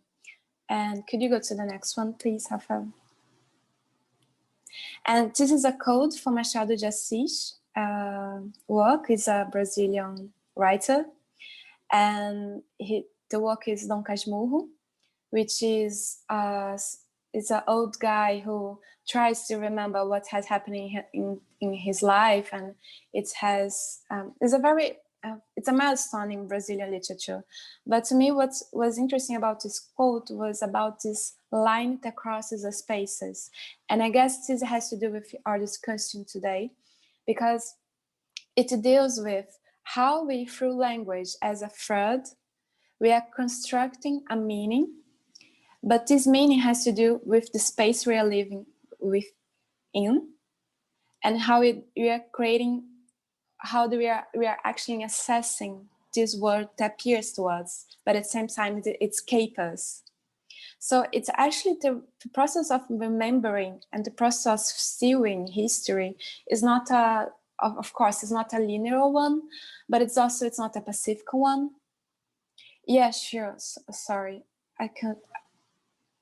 And sorry for the bad English. Sometimes it's just not that easy for me. Machado de Assis. It's Machado de Assis. But it has to do with this idea of how this thread cross out the space you are sharing common, and how he has to do with a shared experience of constructing meaning in the world. And Rafael, could you go to the next one?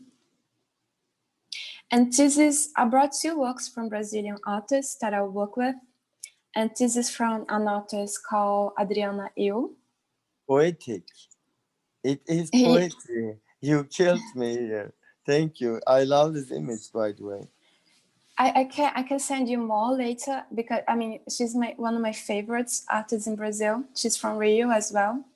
And she has a very particular history because she grew up in a house, and only a few years later she got to know that the house where she lived was actually a clandestine center of torture in Brazilian dictatorship. I want to see her with Fish and Honor in the same space. Yeah, it's beautiful. I went there. It's not my picture, but I saw this exhibition, and she has a lot of works with sewing in threads, but it has to do with the connections we are making with the space we are in the moment. But it's not the space, only the space, but how we as a subject are giving meaning to this space, and how we are somehow connected to. Perfect person to curate the solo exhibition for Fish and Honor. She should curate. She should make the space. Beautiful work. Yeah, she has. Work. Yeah, it is. I love it so much. Thank you. And I'm very high with the work. Since while I didn't see this kind of precise, it's precise. Mm-hmm. And I guess it relates a lot when we're discussing trans-epistemic arenas, because it's not only about who I am in the world and bringing some interesting about stuff I want to negotiate or mediate.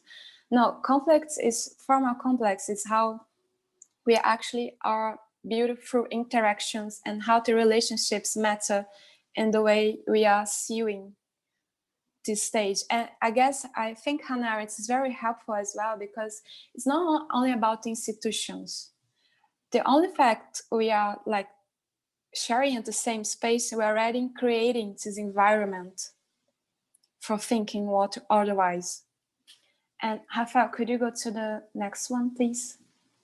Oh, this is the continuation of the Machado de Assis quotation about this idea of how memory is connected to a thread, but it's connected with a space. And at the same time, from this experience of memory, you can be across by new perspectives of our remembrances or memories.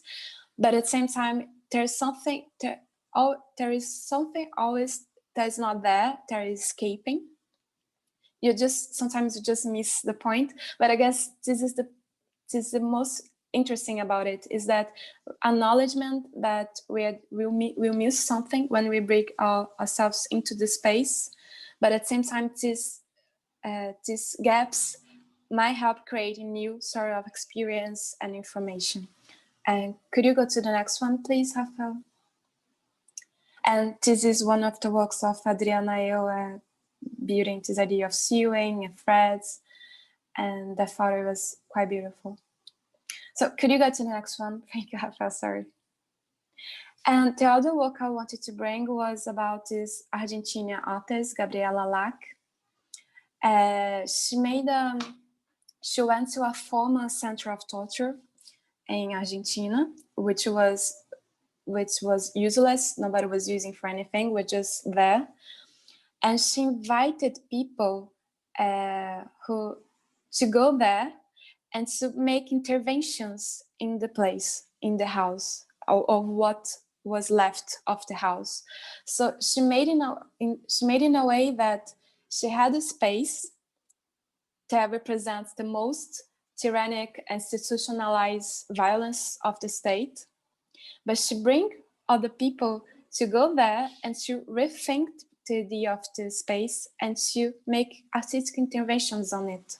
And she made a book about it, so about this idea of what does not disappear. It's not about only bringing the pain, suffering, but how do you react to it, even a sort of resistance in a different way, appropriating the space and giving a new meaning to it.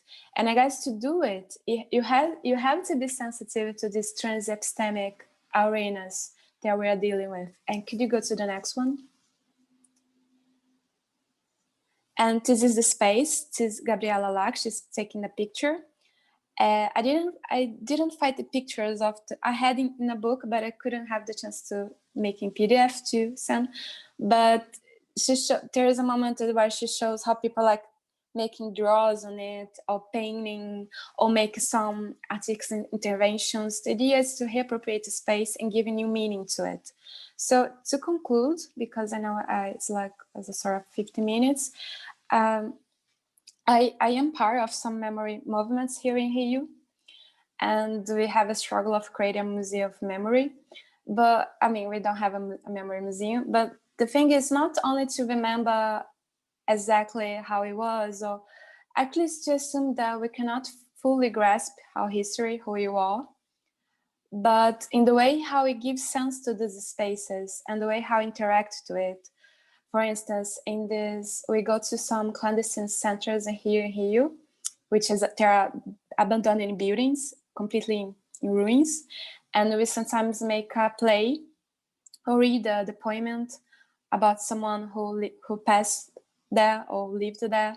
So in a way, it's how do you understand the space differently, considering how we are crossed by different experience and how the space is actually a shared process of getting to know different lives and experience, and how do we enlarge it to see differently.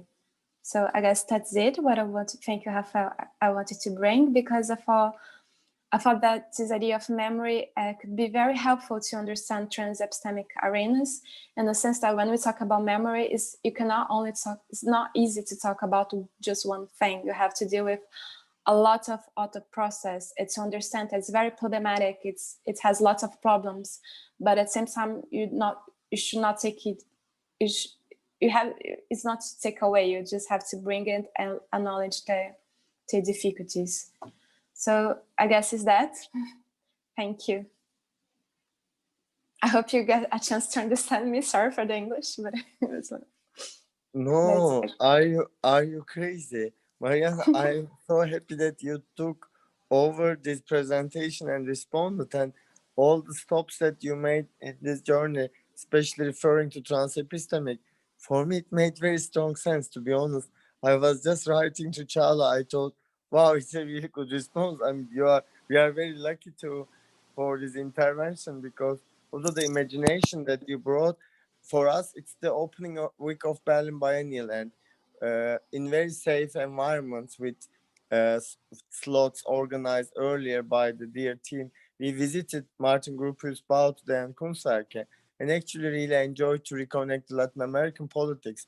Also recently we were in Venice, and Cecilia Alemani's great work also ends up at the top floor with Chilean murals repositioned there with historical archive from 70s at San Marco, against fascism. Meanwhile, German streets were full with right wing, and they went into the parliament, and that was the moment that Charla was crying in Venice next to me. She was saying they got into Reichstag. They this is not 30s anymore. This is like 70s later. They were again loud that much, and this is like they're experiencing very difficult days, and inevitably it's hard to deal with it individually. But as you brought that wind from there, which we are also celebrating here with Latin American exhibition. It's it's not a Latin American exhibition, but this focus, not geographical, but more political focus of history. We saw here a lot of things coming from out of art, but from archives. Like our pillows were amazing for me to see how mothers knitted the sad stories of their children. Kuteda, you know, the same story in Turkey, how a lot of sons and daughters are lost by the state. Like we've talked a lot about the poetry of this memory also. It exists in different forms. Thank you for bringing this. It's a good reconnection. We hear you also from Istanbul and Berlin. Thank you so much.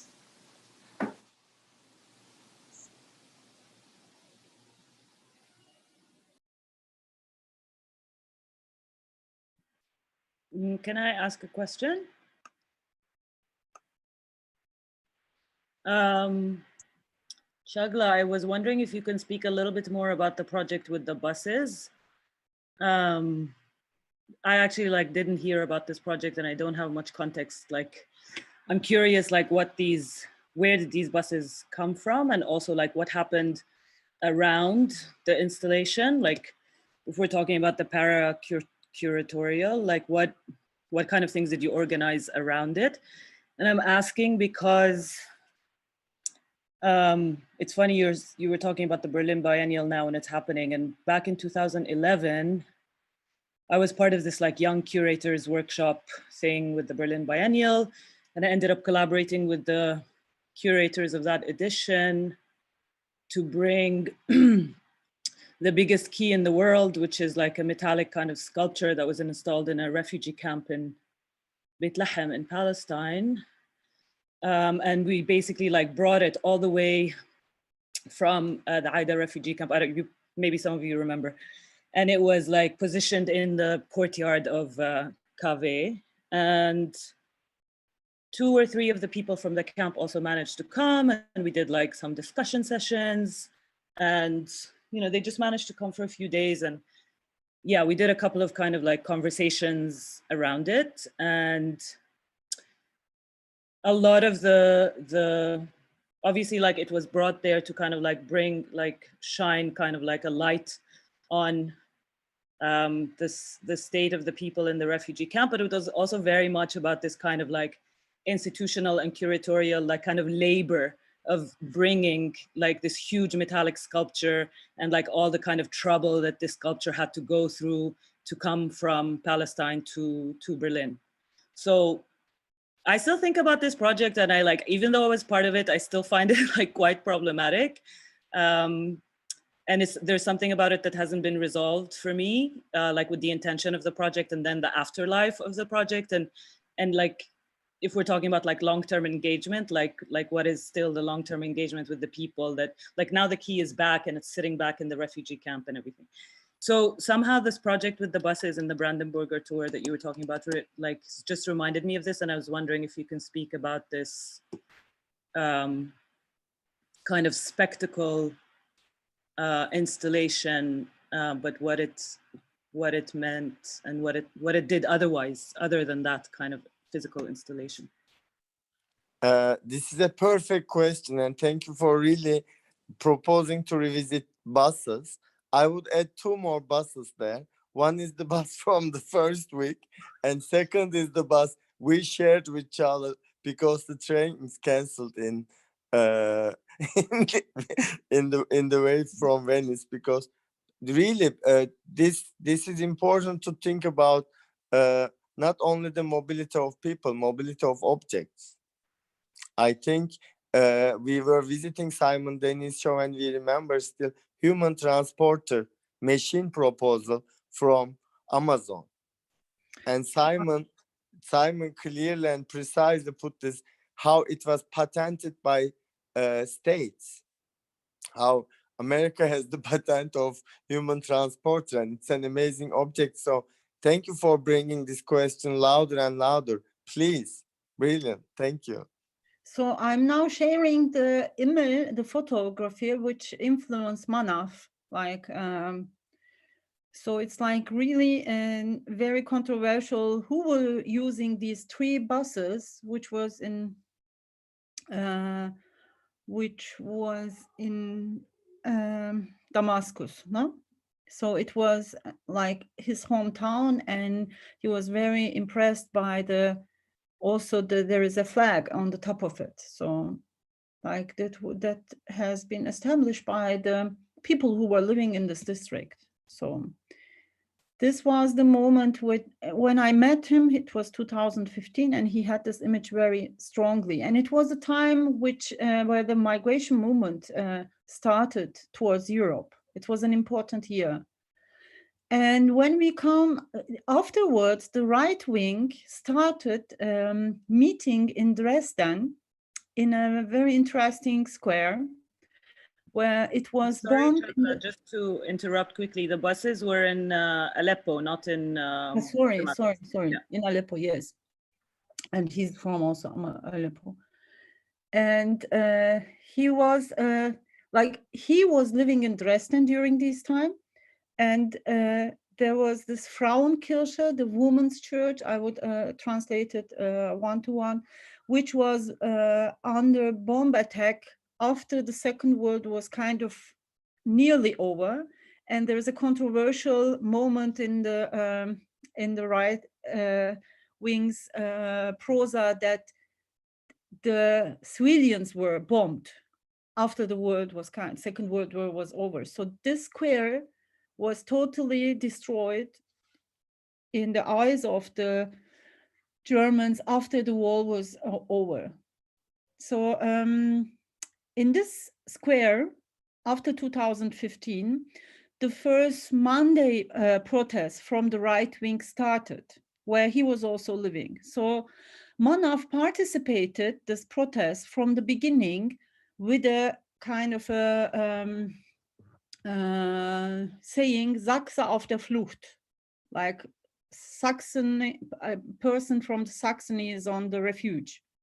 And he also established afterwards, after it became a serious movement, he went there with a car and established an on the car. So he reacted very interventively as one person against the whole activists. So this space, the square, which became kind of a symbol for this movement, which I also visited during during this Monday demonstrations, which were done in 2016 and 17, very established in the East German big cities in these squares, and also in Berlin in front of the main station. He decided to implement these 3 buses there in this square in Dresden. So it has another meaning than establishing in front of Brandenburger Tor. Actually, he put these 3 buses in the heart of this right-wing movement. So it was a very big gesture. It was kind of a nail coming into the heart of this movement.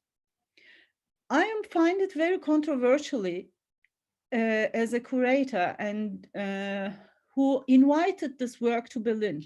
We didn't have this moment where we had 25% of the voters in Berlin belongs to the right wing, like mostly they're left wing. So we have established something different than Dresden. I think the Dresden Act intervention is more important than putting it into Brandenburger Tor. But as an image, as an implementation of these 3 buses in the heart of the German capital, as an image, it was very important. But the act as itself, I find it very important that it was first established in Dresden. So the reactions in Dresden were much more harsh than the reactions in Berlin. There is kind of a very strong social movement. Berlin is a leftist city, so it's like we can't compare with Dresden and Berlin. So actually we were in a very safe side. I appreciate the curator who has done it in Dresden.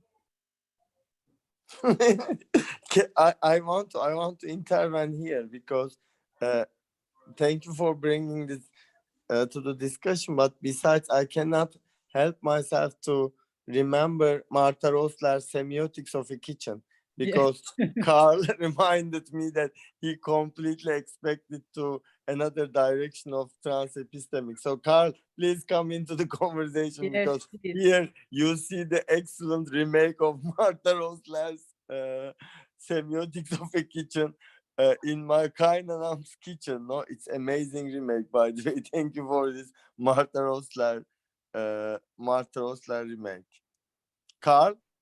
Yes, thank you. Please and take also, yes. Also, thank you both to Shala for being here today and presenting all of this for your talk about post-dramatic, this sort of post-dramatic paradigm, and also to Mariana for her presentation, which I found very interesting. One thing that I sort of, I can't unfortunately speak to everything that you said, Mariana, because I simply don't know the material very well, and the sort of background that is necessary for it. The one thing that I have been thinking about since I read the Knorr-Cetina article for today, and also that sort of has been brought up in my mind during our conversation here today, is that sort of the sort of idea of trans-epistemic arenas, it clearly comes from a very specific context. You know, she's doing this research on how scientists in a sort of lab setting are coming up with new or producing new information. Some would call it knowledge. Others would probably be more hesitant, but let's leave that aside. The sort of what I think really matters here is that it comes from this very particular setting. And I wonder a little bit, to what extent can we sort of use this notion, which I think can be very useful, and I think you both have sort of been putting it to work in interesting ways here, but in what way can we actually use it outside of its sort of setting, without doing the sort of diligent research that sort of lies behind it, because it's as a kind of explanatory tool, because she's actually trying to explain how the sort of new information that is produced in the lab setting arises from sort of the different encounters and sort of a larger social setting. And I think, because I think I personally at least find myself always very tempted to sort of use a sort of fascinating new idea and sort of apply it everywhere, and then kind of think I understand something new about, in this case, perhaps memory or something like that. But I wonder really, to what extent can we actually do this with any sort of validity, and sort of how do we ensure in this particular case that sort of we're actually understanding something by using this a notion like this. The other thing I've been sort of wondering about, and don't sort of take this to be too critical. It's something I'm just trying to work through and sort of try to understand. What are we doing as a kind of when we are actually applying a very specific explanatory concept that arises in one sort of setting to somewhere else? What happens then? Okay, and the other thing I would very much like to ask, based on sort of Shala's talk today, is that sort of, because we've had a couple of ideas here. Sort of one thing that seems to be very sort of related to the post-dramatic sort of paradigm that seems to be emerging, and a sort of that is, as Misal also mentioned, the sort of field survey and the sort of participatory thing where roles are being blurred and people are doing, and actors are doing work that perhaps had belonged to a director in a very hierarchical manner previously. And the other thing that you've mentioned also is sort of transdisciplinarity. And I think these two are very interesting in connection. So I wonder, on the one hand, can we articulate perhaps sort of the difference between transdisciplinarity and this sort of post-traumatic paradigm, if you will, and perhaps what can the post-dramatic paradigm bring to bear on our ideas about transdisciplinarity? What sort of, in what new ways does it become possible to practice however you might understand transdisciplinarity by sort of using these kind of methodologies? If these questions make sense at all, I hope they do. Totally, bro. Because sorry, Charles, just a little intro. All the time I was like, don't ask this question about the difference between transdisciplinary and trans-epistemic, because I know This is a very methodological question that Carl will ask. I knew because I had a very nice interaction with him on Facebook chat, mostly about the Kunsthalle discussion in an ethics, a completely different context. But here I'm also happy that he brought it. I would like to another small attachment to this. You shared matter of activity in the chat. Please also don't forget to edit in the footnote when you are responding to Carl, because it's also an interesting reference. Thank you for bringing it. Matter of activity in the chat you brought.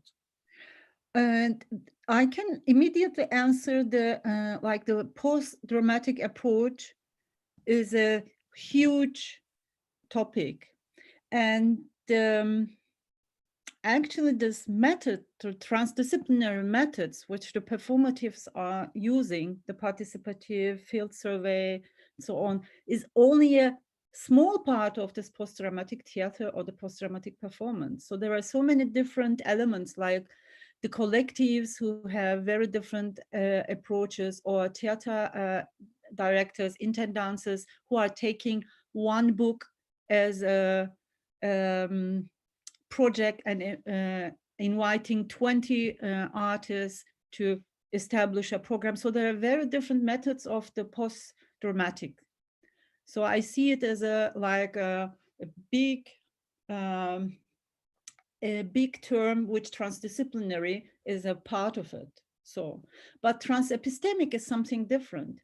Where they differ is when transdisciplinary starts already with something in the mind, like two disciplines come together and they all want to have something from each other, and they already kind of have, okay, I'm a scientist, I'm doing this research, and I'm a performer, and I want to learn from you to develop all together at the end a theater production.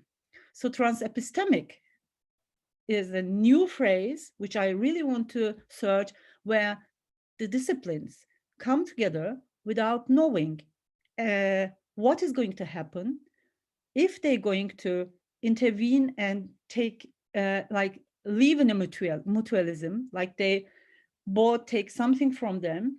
And the most important thing is that in this transepistemic is the process itself, not the product. So I think, which we didn't talk about this today in the session, is I said we have to change the world, we have to change the system. To change the system, you have to go one step further and not to talk about the product, which is the main thing in the capitalism. Don't think about the product. So think about the strategies, new alliances we have to establish. So everything is highly political. If you think about, that's my kind of artistic vision. If we establish something which we don't think about the product itself, art product, anything, but think about the collaborations. I think this is going to be how we can change the world system. Not knowing, but going all together in a way where everybody brings their know-how. So it was kind of the difference, because transdisciplinary has been used and established. Transepistemic is not searched or established as a term. So that's why I was very interested in this unique academical and artistic unit, matters of activity. Like here, to understand it, you have to really go inside and search for it. Like it's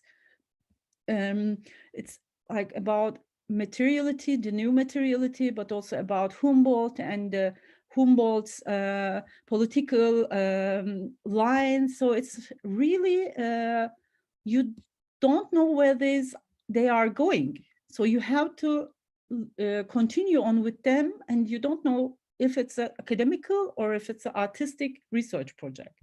So that's why I give it as an example, to start with these questions and have this process as a kind of a work.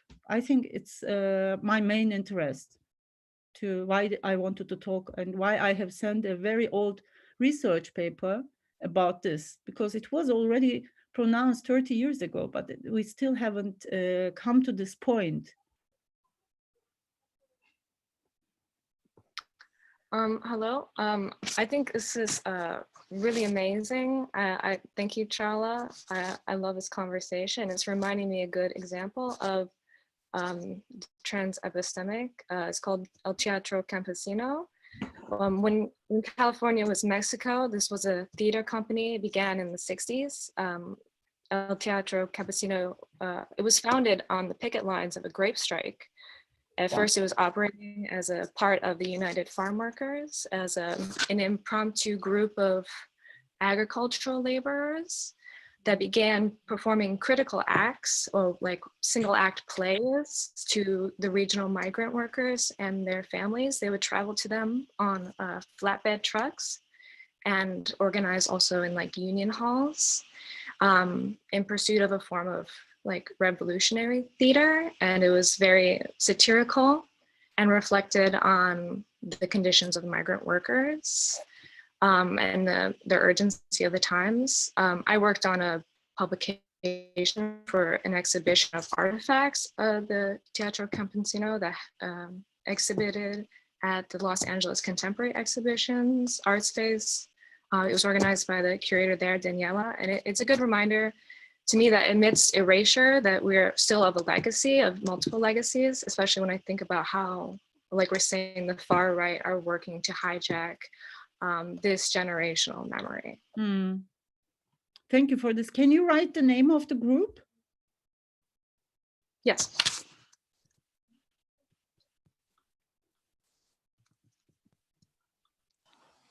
Dear Charla, I have a question, if it's possible. So thank you for the amazing talk. I'm really amazed by this today. And my question is regarding lecture performance.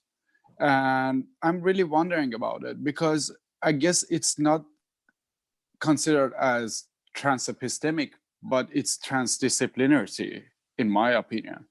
But based on the signification of how we define performance and how we find lecture, as like lecture performance is like taking over, it's not academic anymore, but it's a kind of like entertainment production, and it deals like the relations on art and research and art and knowledge and art and other perspectives of how we engage with the audience.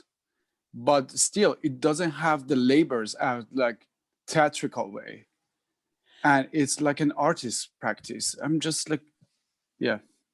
You're right, because when we first invited lecture performances into theater, most of the audience said that is not a performance, that's a lecture. And this critique comes very often. And from the theater audience, there is a huge critique also on the performance. Like, since the performance is a very unique form of contemporary art form, this actually still is not so. Like, for the audience of contemporary art, it's very, lecture performance is a performance lecture. But for the theater audience or the theater makers, mostly they are criticized as like, what is the elements of the performance? Is articulating, only articulating is a performance. So it's like actually the formats are very non-variable, which the performances which I have, lecture performances which I have experienced in the last 10 years via the contemporary artists are like only 20% from theater side. I would name them as performance. I always had trouble, like when they ask me as a curator or a dramaturg to intervene, like I always say, yes, but you can do something like this and so on, and you can't intervene in an artistic approach. You can only give advices. And then I felt always like the director myself, like, and then they come, the artists come with very classical terms of, okay, I walk like this, or I change the tone of my, or I use this visual image and so on. So I think there is a lot to do in this topic, because if you want to develop the idea of the transdiscipline in the performance, actually lecture performance would be a very unique, good experience to establish that. I really believe in this. If there is a more dramaturgy or theatrical approach coming into these contemporary art lecture performances, we should find a unique, unique ways of new formats. So I believe in this, but the theater audience, till now, they were not very amazed by the commissions we had made. Only I remember one from Azin Feyzabadi. It was a great performance, lecture performance. Had many performance elements. It was highly choreographed, and it was marvelous. It was about the Ashura tradition, how now the political situation is using the Ashura tradition, and he approached this lecture performance with a composer with very different visual elements, and they performed also. Like, I see this was a perfect lecture performance done by a contemporary artist and in the theater itself. So it was, for me, one of the best lecture performances which I experienced. Thank you so much for this example. Sorry to interrupt, because this, how you said about Azin's performance, which was, it sounds great. I should ask him about this performance and send me a link. But this is how we can divide the difference between a performance, lecture performance, and a talk, because lecture performance yet is not a talk, but they have so much similarity. Yeah, thank you so much. So I am trying to read Carl's comment. Yeah. I can say it. I just don't want to sort of take up too much time in speaking. But no, please. I like this discussion a lot. Actually, I'm deep in it. Very good. Okay. It is just becoming more unfolding. We touch to very different parts of the content, but in a very spontaneous ways. I love this week. Great. So, I mean, I think my question really didn't really concern the relationship between the trans-epistemic and the sort of transdisciplinary. I think, in a sense, sort of, it strikes me that the idea of a trans-epistemic idea, it has sort of a very particular sense in Knorr Cetina's article. And I think we can, of course, come up with a lot of sort of interesting ways of appropriating that and putting it to work otherwise. But if we are to do so, I think we also need to give it a quite clear sort of new definition and understanding of it, and that's sort of what I'm sort of wondering about, how exactly. And I think it's beginning to become clear from sort of what you're saying, how you propose that it can be understood, and I think that's quite interesting. But I think also, because, correct me if I'm wrong, because I think that what is at the heart of what you're proposing really is a new kind of transdisciplinarity that sort of not only gets rid of the term, but also kind of replaces it with sort of its effective sort of content with something different that's more conducive to sort of new political practice or something of the kind, right? Exactly like this. Yes, and I think, and also you're trying to sort of point to different practical methods that are emerging that actually achieves this. So I guess what I really wonder about is sort of how exactly would this new sort of reappropriated idea of trans-epistemic arena, how could it be usefully understood in a way that sort of really sort of makes it effective and sort of clear, as opposed to sort of the old idea of transdisciplinarity or something like that?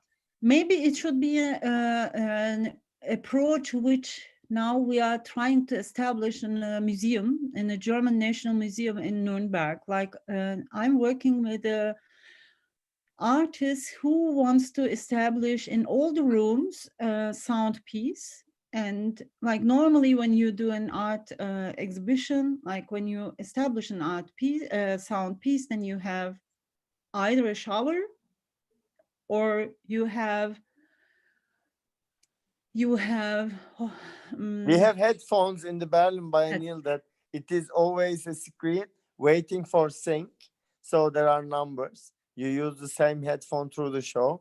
It's nice, but you need to position yourself clearly in front of a video. So for an exhibition passerby, It's waiting for sync. This was my today's experience in relation to what we experienced at Simon Denny's very precise showering and the fluent sound structure in the exhibition. Why I'm telling this, so this sound artist has been working with sound engineers and sound researchers who are trying to develop new methods of sound technology. Like you walk in a space and you don't have any instruments that give directly to your ears, but the whole space has the sound. So you come into the sound as a body and you experience it in whole your body, like the everywhere the sound. So this is a methodology, a scientific methodology. And this artist takes this example and uses as a kind of artistic tool, no? So I mean, this methods of coming togetherness, like he is also supporting if this new technology can be developed as a product, you know, like this, but it's not this idea, it's not the capitalistic idea. If you want to produce a product and make so much money about that, but it's about how you experience the sound as a body. The approach is more that. And in this moment, two protagonists come together. And my work is to establish a very important art piece in the whole rooms of this museum, that the sound element comes as an artwork. And that is the best thing which I can imagine as trans-epistemic approach in the art. So this is a small example which I'm trying to come to how I connect this idea, how I can make it practical. So how is this journey? If it happens next year, then I think that is one of the first examples, is this trans-epistemic approach from the scientific research, and this without knowing, like it didn't start like we have to establish this artwork. It's a long-term conversation. How you find this format, how it becomes also an artwork is a process. So it's not finished yet, but I think it's this example maybe gives an idea that is not transdisciplinary, what we're doing. So this is, I think, very matching this point, your question, I guess. Yes, thank you. I think sort of clarifies quite a lot of sort of the differences we're trying to point at. Yeah. Can I add something? Yes. Because I think what you're saying is so vital because about the process. Because when I was making my presentation, I was aware I was bringing a sort of phenomenological approach to the objects with Benjamin and Hannah Arendt, but I knew that when the test has a sociological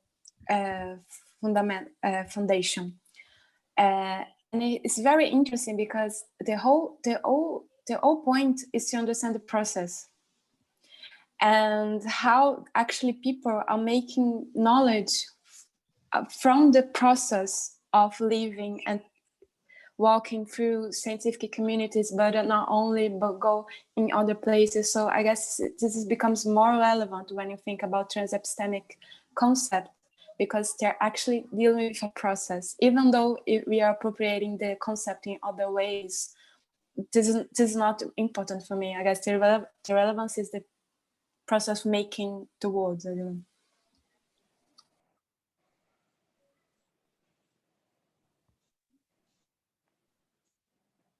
Actually, I really want to comment on your presentation. I felt myself as lecturer very well understood.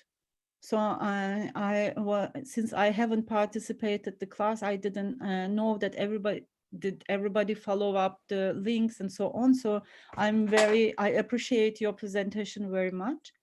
I think about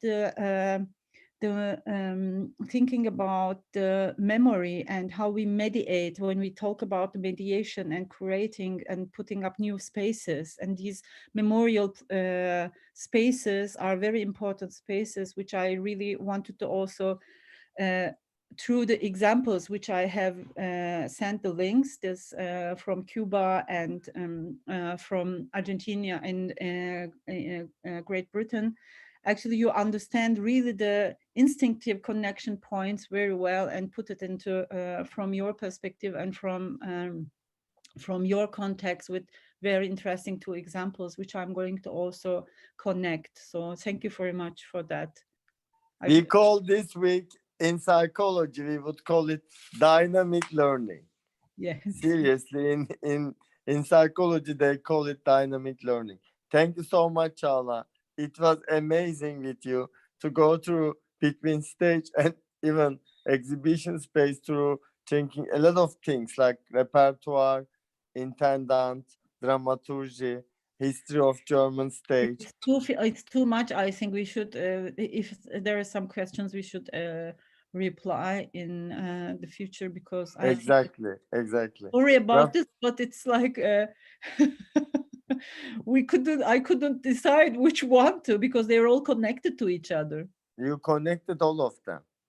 And thank you for all the participations. I mean, from the class this week I really thought, now I start, maybe we are halfway through, like it's warm here and we have a protocol unwritten, but silently everybody was very kind to, as much as possible, to be present here. Thank you. See you next week. Rafael, thank you, please make Çağla. the announcements. I think Yes. Yes, sorry about it. No, it's fine. Just next week we have 3 presentations actually. So I'm going to tell who's presenting. We have Esther presenting and Mariana responding. Then we have Yuzi presenting and Poppy responding. Then we have Sebastian presenting and Tolin responding. If you have anything with those dates, please let me know. And yeah, we're going to have, I will be a little bit more strict with time in the next session, because we have 3 people, so we cannot. You are the boss. You are the boss. Yeah. Next week. I want So, to be just the guest now, because we went through half the way. Now I'm retired. Yeah. No. That's time it. management, From announcements, that's it. You have to be the boss on the time management, Rafael, because now more and more I started to have the taste of presentations, and actually they are very well prepared. So yes, please be sharp with the time. Good idea.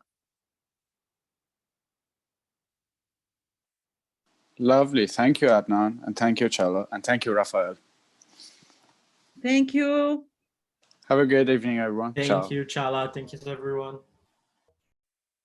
Have a great week. Thank you, Mariana. Thank you, Çağla. Bye. Thank you. Bye-bye.